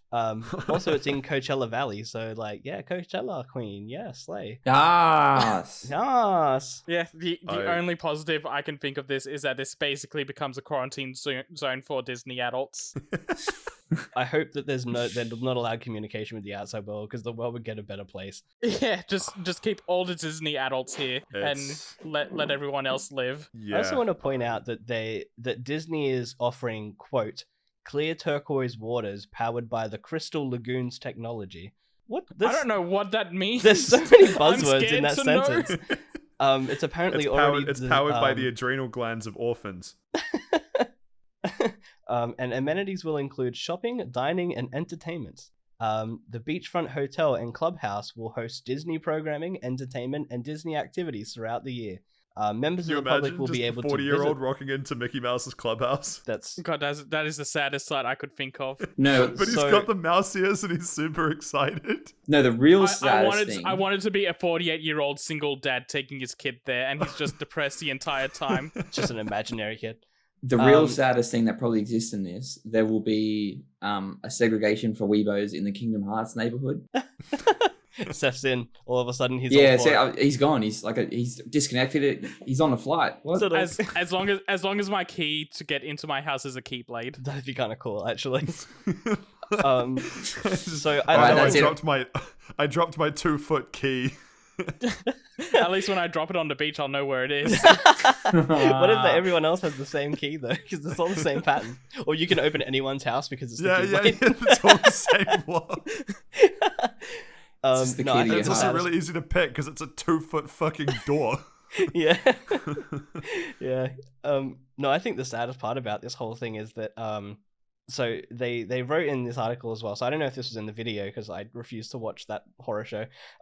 Members of the public are allowed to visit the suburb if they buy day passes, which means if you live there, you're also the attraction. That's horrifying. Yeah, see, this is going back to what Walt's plan for Epcot was, because he was going to have it like, as people are coming to Disneyland, they'll ride past the Epcot village, and you'll just see people going about their day-to-day or going to and from work, because at one point Epcot's plan was that it'll be a residential area for the people that work at Disneyland, so you just 24/7 are an attraction for other people. Sounds horrible. Imagine opening a gigantic door to get to your house that's twice the size of you and then having to crawl through the next door. Like Christ. And there's people watching and recording you, asking at the same time on a bus riding past you, going, "Oh, isn't that great?" And you live it and you hate it every day. I would lose my mind. But anyway, yeah. Late stages of capitalism. How good? How fucked would it be though if Disney was the one that made affordable housing? Yes. Let's leave that comment there and just skip it. Like let's just leave it there.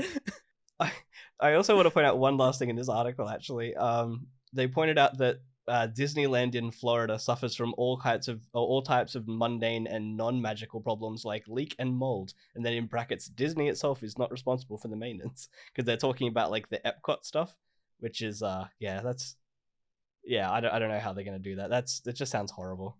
And on that very, very somber note, I'm sad now. You finally won, Walt Disney. You finally won. Okay, actually, I can't help myself. I got one more.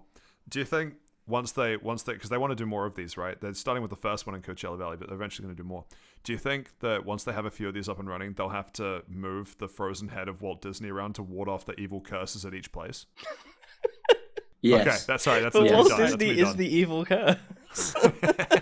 Sorry, to propagate the evil curses at each place. All right, now He's I'm done. removing the other curses, so he's the only one. He's just playing a giant game of Control Point. Anyway, that does bring us to the end of the news section for this week. God damn it. Yeah. So I'm so lost. What a horrible man. We're on the audience question now. I know. Pat. I know. I'm trying to snap back to reality. I'm doing my best. Anyway. Oh, there goes gravity. Anyway, that does bring us to the end of the news section for this week. And so now we have an audience question. Tom writes in. He asks a very simple question. He is a simple man looking for a simple answer. No. Is Sorry. cereal a soup? No. Yes. It is sort of. It is a soup. It's absolutely is not. Wow, you have the full spectrum there. Okay, Seth, your argument that it is not a soup. I believe it is not a soup because it is using milk as a base, and also because it is a breakfast meal, not and soups are a lunch to dinner meal. It's a breakfast That's just meal you in imposing our your culture. own personal restrictions Yeah. on food. My restrictions are sane. I will not hear the rest. Also, cereal is very sugary. The only reason I don't believe that soups should be as sugary as a cereal is. you know how much sugar there is in so many soups. Yeah, like canned soup, But but in general, make it yourself, and it's not as bad. no. The only reason that I will accept that cereal is not a soup is because most soups have to be cooked in some way or another. All right, Like counter boiled or argument to whatever. that. Counter argument to that. It's a cold winter's day. You fill the bowl up with milk. You put that in the microwave. You heat up the milk, then you put the cereal in. Has it been cooked? Is it soup then? That's fucking horrific. That's soup right there. That's soup. Microwaving is not cooking. I will not have this. Well, you've just gone against. Apparently, I've never cooked in my life. No, no, it's definitely. You're a gonna have soup. to remove that MasterChef title. Yeah. No, I think it's a soup. Like putting a liquid in a bowl and then adding food items to said liquid, and then eating it. Excuse me? Excuse me? You put the milk in first? Yeah, thanks for picking Well, that up, actually, Seth. I don't. What? Thinking about it, I don't actually put the milk in first. That would be psychotic. I thought, okay, Oh, I yeah, put the no, food yeah, items no, in, and then I totally add. See, agree. you're Putting- even doing the soup process backwards. That's just, I mean, yeah. So No, you put you're the not milk doing in the soup first. That would be process psychotic. But backwards. calling cereal soup, no, that's fine. What the hell? What's wrong with you? I got so into that by accident that I accidentally ripped out my headphones and I missed several seconds of what you said. Sorry, what did you say? It was literally just autistic screeching. You didn't miss much. I'll tell you that much. I said you even got the soup process backwards, which means it invalidates your whole argument. No, see, you can make soup because if you chop up everything, right, and you put it in the pot, and then you add the broth and stuff like that to make the soup and the vegetable stock, whatever. So you can do it that way. Okay, so all right. Thank you for that, Steve. You're in the middle. Why so are you in the pick a side? okay, Dick. no, I'm always going to be sitting on the fence. So it's sort of like Schrodinger's soup. So while there is stuff, Oh boy, here we go. while there is stuff, Soup is floating- actually an RPG. Wait, Steve, before you describe it, please tell me you have a blackboard and some chalk behind you, and you're just drawing out like some sort of diagram. No, I've got Who's like a the YouTube guy corkboard. that does all the whiteboard stuff and keeps pointing to it? The professor someone? I don't know what you're talking Oh, about. I've just got a no corkboard. one's gonna get Oh, that Twitch guy. Professor Lando? Professor Yeah. Lando. He's just Professor Yeah. Landoing it. I've no idea who that is. I need to finish watching his video about MILFs. I So reckon that's anyway, really funny. before we go down that rabbit hole, Yeah. so a cereal is a soup only when it's got stuff floating in it. Like for example, if you've got Nesquik cereal, while the Nesquik cereal is in it, that is a soup. But then when you eat all the Nesquik cereal and you've just got the soup, the milk The left, soup left. yeah, the soup left, the liquid left, it becomes a broth, which you could then pour in a glass. And once it's in a glass, it's a chalky milk. But in a bowl, it is still a broth. Okay, so what about... Alright, I think this is the most psychotic explanation we've heard. I hate every part of that description. Yeah, me too. I think... I'm glad we all agree. What it's about true, but they hate him milk because he itself? spoke the truth. Is milk I love itself how- a soup? I love how Steve's just like, I'm in the middle, and he pisses off both sides. Wait, we didn't get Damn your side, Patrick. centrist. We didn't get your side. Where do you sit on this? So, Are you in the middle or are you soup no, boy? no, it's absolutely not a soup. But so I'm on Seth's side for this, but I disagree with Seth's reasoning. So I'm Understandable. Have a nice day. I'm the self-hating non-soup guy because I think you can in fact find soups that have a primary milk base. And I don't remember what your other condition was, but I don't think that rules it out being a soup. My argument is that words are just like common, like what words are just groups of sounds that we've agreed have a meaning, right? Because things change over time. Where's he So- going with this? So no. So the point is, if I was to go to anyone that understood what the word soup was, I think what I'm asking for when I say I would like a soup or I would like soup, and what they give me, I would be shocked if what they gave me was a bowl of cereal. because I think there's a common ground understanding that regardless of whatever like technical definition of soup you want, if I say think about soup, everyone thinks about like, I don't know, tomato soup, pumpkin soup, some sort of savory, hearty, winter defeating soup, right? People generally don't think of a bowl of cereal first, even if it technically could be. So because it's not the immediate association for me and most non-psychotic people, I'm saying it's not a soup. What if it was a savory cereal that soaked up the milk? What if it was Wheat Bix? What if you dunked your bread in it after you were done? Wheat Bix. If we're gonna get into this, and Wheat Bix is a porridge, if you're gonna go that cereal is a soup. I would agree that Wheat Bix is a porridge. Never Is eaten lasagna Wheat a Bix. cake? Yeah, Wheat Bix is absolutely a porridge. That's Is fine. lasagna a cake? It Now is. it's just getting off topic. It is. Lasagna is a cake. I mean, not really, because we did have an alternate question to this. We did. So this is all just part of the same topic. But before we move on from the cereal one, I just wanted to point out that I was thinking that one of the arguments I was going to make was that soup has to be hot, but then I remember that cold tomato soup exists, gazpacho. so that argument became null and void in my own head. That's gazpacho, I'm pretty sure. Yeah, I made Yeah. enough gazpacho for Yeah. all, and everyone starts laughing at Lisa. The alternate question was: is taco a sandwich? No. Yes. But before we get to that though, FTL verdict, we have two people that it's not a soup, one person that it is a soup, and Steve being what might be the most psychotic answer to that question I would It's ever hear in both. my life. It's a different state. It depends. All right, after we finish this recording, I'm going to need Depends to if it's just currently in a explain to you gas in form. detail why the argument putting broth in a cup and then Give drinking it chalky milk. and it Yeah, that was becomes the chalky worst milk part. is It's- very problematic. It's the state. This is why we're getting cancelled on Twitter. Chucky milk. Chucky milk next to me. God damn it. Okay, anyway, second question. Yes, FTL lasagna is a verdict. cake. Is a taco a sandwich? No. Actually, I'm in two sides of this. It depends. Is it a hard taco or a soft taco? Both of them If are it's not a a sandwich. soft taco. Yeah, it's both a of them are sandwich. not a sandwich. I don't think it matters to me. I don't think it matters to the A argument. sandwich needs to be between two pieces of bread. Yes. So if you're having like a quesadilla, is that a sandwich? Is that No. more appropriate? Okay, but it's two pieces of tortilla but Which, is that two pieces of bread, Steve? No. Okay. So you don't consider like tortillas to be a form of bread? No, tortillas are a corn. Torti- corn tortillas. Sorry. Tortillas or tortillas? Tortilla, No, rather. yeah, can't- tortillas. Fuck off. Tortillas are a God form of a damn bread, it, but that's- I don't know to why I listen said to. tortilla. I know it's tortilla. Anyway, so tortillas, I would consider them to be a bread. If I think they are. of, But they're more for a wrap than they are for a sandwiching Alright, but process. they're used for soft taco. No. Josh, that's fine. Let me just hit you with something real quick. This is the best invention since sliced tortillas. Okay. That doesn't make any sense. Yeah, it does. Because what if you just had a whole tortilla?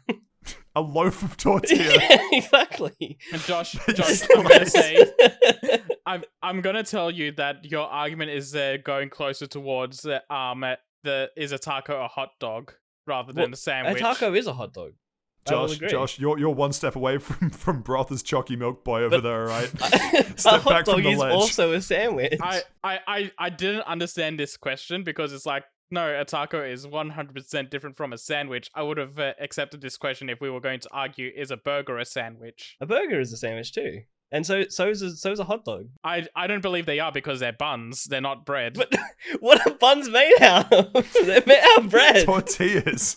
My anaconda don't. Buns are a different type of bread than what a bread for a sandwich is. I am in disbelief. It's Every day I it's get- literally every the day same we bread. stray further from God. It's literally the same bread. It's just in a different shape. I don't understand. It's Yeah, like it's- it's made out it's of a chalky chalk. milk A hot argument. dog is on a single piece of bun, not two sandwich between two buns.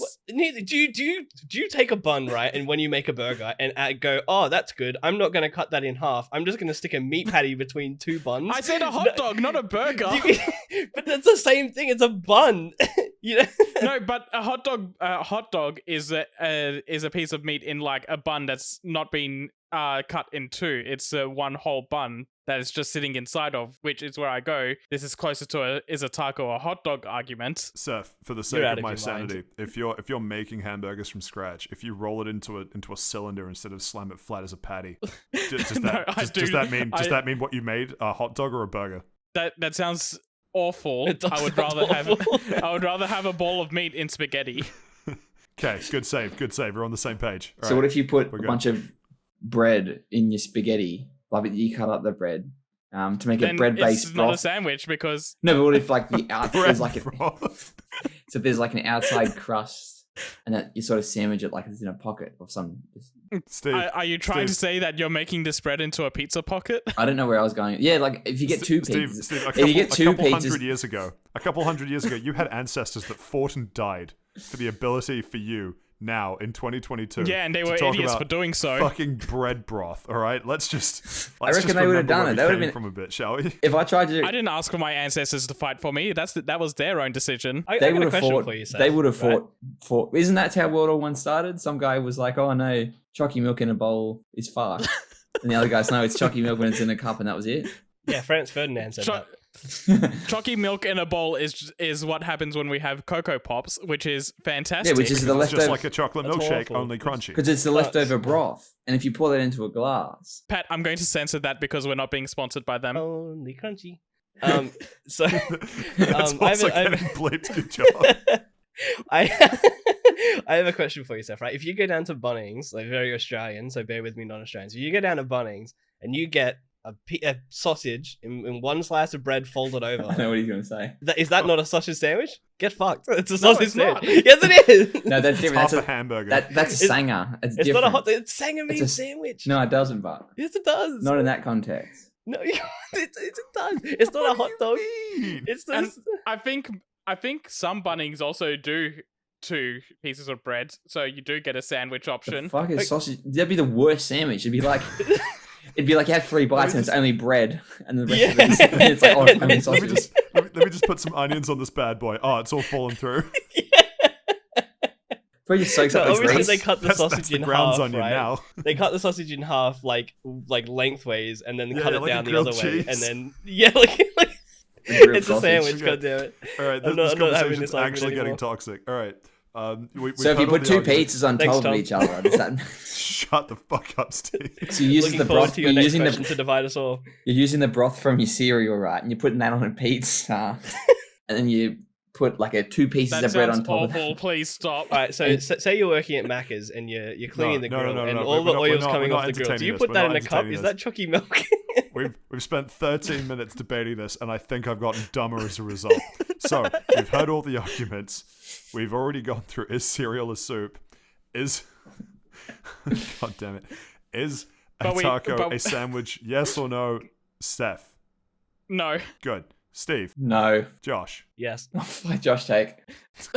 It really is. Yeah, and I'm also a no. There we go. There we have it. FTL has decided that no, a taco is not a sandwich. We might By be majority rules. Yeah, we might be down a member or 2 for next week's episode, but thank you for that question, Tom. Please stop writing in.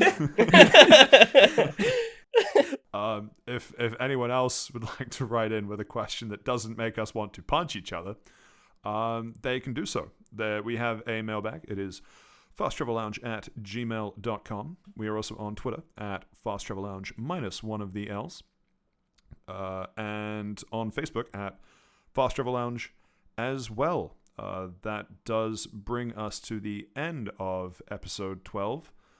If you have been enjoying what you're hearing so far, feel free to share it around. We're noticing that our viewership is actually ticking up a bit, which is really cool to see from our perspective. So yeah, feel free to give it a share if you think someone has the wrong opinion on if cereal is a soup, or if they are interested in any of the things that we've been talking about here today. Otherwise, I have been Patrick. This has been the Fast Travel Lounge. You've listened to Saif, Steve, and Josh, and from all of us, goodbye. I can't wait to tuck myself into bed and make a Josh sandwich. No, that's it. I'm done. I don't have any comments.